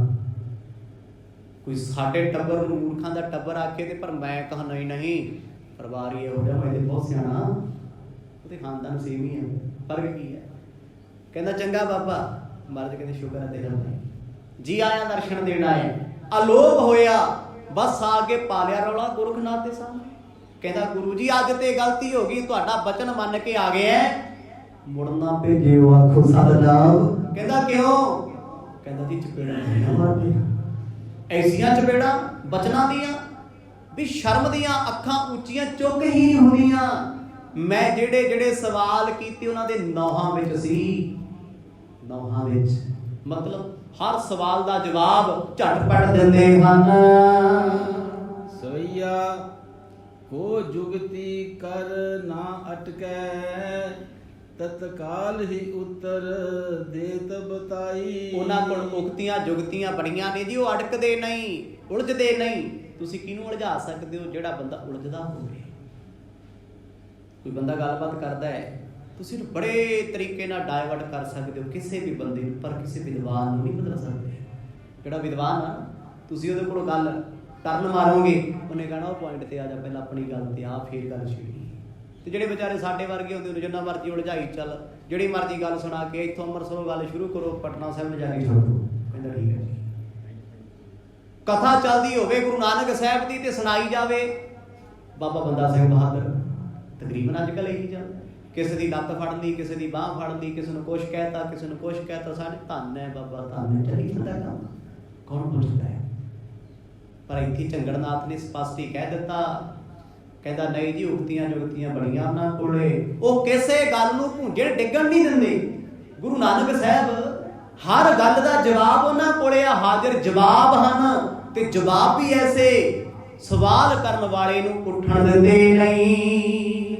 संघर बोल उठियो सुन के, कर बाद को मैं तेह रोकों जाई। झंगड़नाथ ने ते आके हार मान ली जी, इन्ने नूं ना कोल बैठा सी संघड़नाथ, संघर उठ के कोल आ गया, कहता गुरु जी इहदियां गल्लां सुणनी जांदे, जिहड़ा हार के आया इहनूं की सुणना, मैं जाऊं? कहंदा आओ मेरे शेरा ਮੇਰੇ ਵਰਗੇ ਯੋਧੇ ਹੋਣੇ, ਯੋਧਾ ਤੇ 15 ਮਿੰਟ ਪਹਿਲਾਂ ਉਹ ਵੀ ਸੀ ਜਿਹੜਾ ਡਰ ਗਿਆ, ਘਬਰਾ ਗਿਆ। ਗੁਰੂ ਨਾਨਕ ਸਾਹਿਬ ਦੇ ਬਾਰੇ ਕਹਿੰਦਾ ਜੀ ਜੇ ਉਹਨਾਂ ਨੂੰ ਬਾਤ ਵਿਵਾਦ ਕਰਨਾ ਆਉਂਦਾ ਮੈਂ ਝਗੜੂੰਗਾ। ਇਹ ਝਗੜਾ ਏ ਜ਼ੁਬਾਨ ਦਾ ਝਗੜਾ। ਤੁਸੀਂ ਕਹੋਗੇ ਉਹ ਕਿਹੜਾ ਹੈ? ਕੋਰਟ ਕਚਹਿਰੀਆਂ 'ਚ ਕਿਹੜੇ ਝਗੜੇ ਚੱਲਦੇ? ਦੱਸੋ ਜੀ, ਕਿਹੜਾ ਵਕੀਲ ਤਲਵਾਰ ਕੱਢ ਕੇ ਖੜਦਾ ਉੱਥੇ ਜੱਜ ਸਾਹਮਣੇ? ਕਿਹੜਾ ਜੱਜ ਆ ਜਿਹੜਾ 12 ਮੋਹਰ ਲੈ ਕੇ ਬੈਠਾ ਉੱਥੇ? ਨਹੀਂ, ਵਿਚਾਰਾਂ ਦੀ ਲੜਾਈ ਹੈ। ਉੱਥੇ ਵਿਚਾਰਾਂ ਦਾ ਝਗੜਾ ਹੁੰਦਾ ਏ। ਅਪੀਲਾਂ ਦਲੀਲਾਂ ਉੱਥੇ ਦਿੱਤੀਆਂ ਜਾਂਦੀਆਂ ਨੇ। ਬਈ ਇਸ ਬੰਦੇ ਨੇ ਆਹ ਕੀਤਾ, ਦੂਜਾ ਵਕੀਲ ਕ੍ਰਾਸ ਮਾਰਦਾ, ਕਹਿੰਦਾ ਇਦਾਂ ਉਹਨੇ ਵੀ ਕੀਤਾ ਸੀ, ਉਹ ਬਰੀ ਕਿਵੇਂ ਹੋ ਗਿਆ? ਇਹ ਕਿਉਂ ਨਹੀਂ ਹੋ ਸਕਦਾ? ਕੇਸ ਤੇ ਜ਼ੇਨ ਹੈ। ਉਹ ਕੀ ਹੈ? ਵਾਦ ਵਿਵਾਦ, ਝਗੜਾ, ਗੱਲਾਂ ਬਾਤਾਂ। ਤੇ ਸਿੱਧ ਕਹਿੰਦੇ ਜੀ ਅਸੀਂ ਐਸਾ ਝਗੜਾ ਕਰਾਂਗੇ। ਸੰਗੜਨਾਥ ਆਖਦਾ ਹੈ, ਕਹਿੰਦਾ ਬਾਬਾ ਨਾਨਕ ਭੁੱਲ ਕੇ ਵੀ ਸੁਮੇਰ ਪਰਬਤ ਤੇ ਨਹੀਂ ਆਊਗਾ। ਇਹ ਬੋਲੀਆਂ ਕਿਹਨਾਂ ਦੀਆਂ ਨੇ? ਹੰਕਾਰੀ ਪੁਰਸ਼ਾਂ ਦੀਆਂ। ਹੰਕਾਰੀ ਬੰਦਾ ਹੀ ਕਹਿੰਦਾ ਨਾ, ਲੈ ਸਾਡੀ ਗਲੀ ਲੰਘ ਕੇ ਵਿਖਾਈ, ਮਹੱਲੇ 'ਚ ਲੰਘ ਕੇ ਵਿਖਾਈ, ਵੀ ਤੂੰ ਉੱਥੇ ਝਾੜੂ ਵਾਲਾ ਲੱਗਿਆ ਵੀ ਲੰਘਣ ਨਹੀਂ ਦੇਂਗਾ, ਗੋਡਿਆਂ ਦੇ ਮਾਰੇ ਹਉਮੈ ਵੀ ਖਬਰ ਆਫਰੇ ਹੀ ਕਰਦਾ। ਕਹਿੰਦਾ ਜੀ ਉਹ ਕੌਣ ਹੁੰਦੇ ਆ? ਸੁਮੇਰ ਪਰਬਤ ਤੇ ਆਉਣ ਵਾਲੇ। ਐਸੇ ਬੋਲਾਂ ਨਾਲ, ਝਗੜੇ ਨਾਲ ਤਸੱਲੀ ਕਰਾਵਾਂਗਾ। ਉਹ ਤੇ ਕੰਨੀ ਹੱਥ ਲਾਉਣਗੇ ਤੇ ਕੰਨਾਂ ਵਿੱਚ ਮੁੰਦਰਾਂ ਪਾਉਣਗੇ। ਗੋਰਖ ਜੀ ਤੁਹਾਨੂੰ ਉਹ ਗੁਰੂ ਕਹਿਣਗੇ। ਗੋਰਖ ਆਇਸ ਲੈ ਤਬੈ ਕਰ ਰੋਸ ਚਲਿਓ ਗੁਰ ਕੇ ਟਿਗ ਧਾਈ। ਆਪਣੇ ਗੁਰੂ ਦੀ ਬਦਨਾਮੀ ਹੁੰਦਾ ਵੇਖ ਨਾ। ਸੰਗੜਨਾਥ ਗੁੱਸੇ 'ਚ ਆਇਆ ਗੁਰੂ ਨਾਨਕ ਸਾਹਿਬ ਦੇ ਸਾਹਮਣੇ ਆ ਕੇ ਆਕੜ ਕੇ ਕਹਿੰਦਾ ਆਦੇਸ਼। ਮਹਾਰਾਜ ਕਹਿੰਦੇ ਆਦੇਸ਼ ਇੱਕ ਓੰਕਾਰ, ਆਦੇਸ਼ ਇੱਕ ਓੰਕਾਰ। ਉਹਨੂੰ ਇਹ ਲੱਗਾ ਵੀ ਇਹਨਾਂ ਨੇ ਮੇਰੀ ਗੱਲ ਦਾ ਜਵਾਬ ਨਹੀਂ ਦਿੱਤਾ। ਮੰਨ ਲਓ ਤੁਸੀਂ ਕਿਸੇ ਨੂੰ ਆਖੋ ਸਤਿ ਸ੍ਰੀ ਅਕਾਲ, ਅੱਗੋਂ ਅਗਲਾ ਆਖੇ ਵਾਹਿਗੁਰੂ ਜੀ ਕਾ ਖਾਲਸਾ ਵਾਹਿਗੁਰੂ ਜੀ ਕੀ ਫਤਿਹ। ਹੁਣ ਸਤਿ ਸ੍ਰੀ ਅਕਾਲ ਵਾਲਾ ਤੇ ਸ਼ਰਮਿੰਦਾ ਹੋ ਗਿਆ ਵੀ ਯਾਰ ਮੈਂ ਤੇ ਸਤਿ ਸ੍ਰੀ ਅਕਾਲ ਕਿਹਾ ਸੀ, ਫਤਿਹ ਬੁਲਾਈ ਜਾਂਦਾ। ਕਿਸੇ ਨੂੰ ਆਖੋ ਗੁੱਡ ਮਾਰਨਿੰਗ, ਉਹ ਕਹਿੰਦਾ ਜੀ ਸਤਿ ਸ੍ਰੀ ਅਕਾਲ। ਬੰਦਾ ਫੇਰ ਸੋਚਦਾ ਹੈ ਵੀ ਇਹ ਤੇ ਰੂਟ ਹੋਰ ਚੱਲ ਗਿਆ, ਹੋਰੇ ਪਾਸੇ ਬੋਲਦੇ ਆ। ਹੈ ਤੇ ਗੱਲ ਇੱਕੋ ਹੀ ਹੈ। ਸਲਾਮ ਕਰਨੀ, ਦੁਆ ਕਰਨੀ, ਨਮਸਕਾਰ ਕਰਨੀ, ਕਿਸੇ ਨੂੰ ਮਿਲ ਕੇ ਖੁਸ਼ੀ ਹੋਣਾ, ਖੁਸ਼ੀ ਪ੍ਰਗਟ ਕਰਨੀ। ਜਗਤ ਗੁਰੂ ਨਾਨਕ ਸਾਹਿਬ ਨੂੰ ਕਹਿੰਦਾ ਆਦੇਸ਼। ਉਹਨੂੰ ਇਹ ਸੀ ਵੀ ਉਹ ਕਹਿਣਗੇ ਸਿੱਧਾ ਤੈਨੂੰ ਆਦੇਸ਼। ਸਿੱਧੀ ਗੱਲ ਹੈ ਵੀ ਮੈਨੂੰ ਮੱਥਾ ਟੇਕਣਾ ਕਹਿਤਾ ਤੇ ਗੱਲ ਇੱਕ ਬਣ ਗਈ। ਮੰਨ ਲਓ ਤੁਸੀਂ ਮੈਨੂੰ ਕਹੋ ਜੀ ਪੈਰੀ ਪੈਨੇ, ਮੈਂ ਤੁਹਾਨੂੰ ਕਹਾਂ ਪੈਰੀ ਪੈਨੇ, ਤੁਹਾਡੇ ਮਨ 'ਚ ਆਇਆ ਮੈਂ ਤੈਨੂੰ ਕਿਹਾ ਹੀ ਸੀ ਤੇ ਸੱਚੀ ਪੈਣ ਨੂੰ ਫਿਰਦਾ ਸਤਿਨਾਮ। ਇਹ ਤੇ ਕਹਿੰਦਾ ਮੈਂ ਤੇਰੇ ਪੈਰੀ ਪੈਣਾ।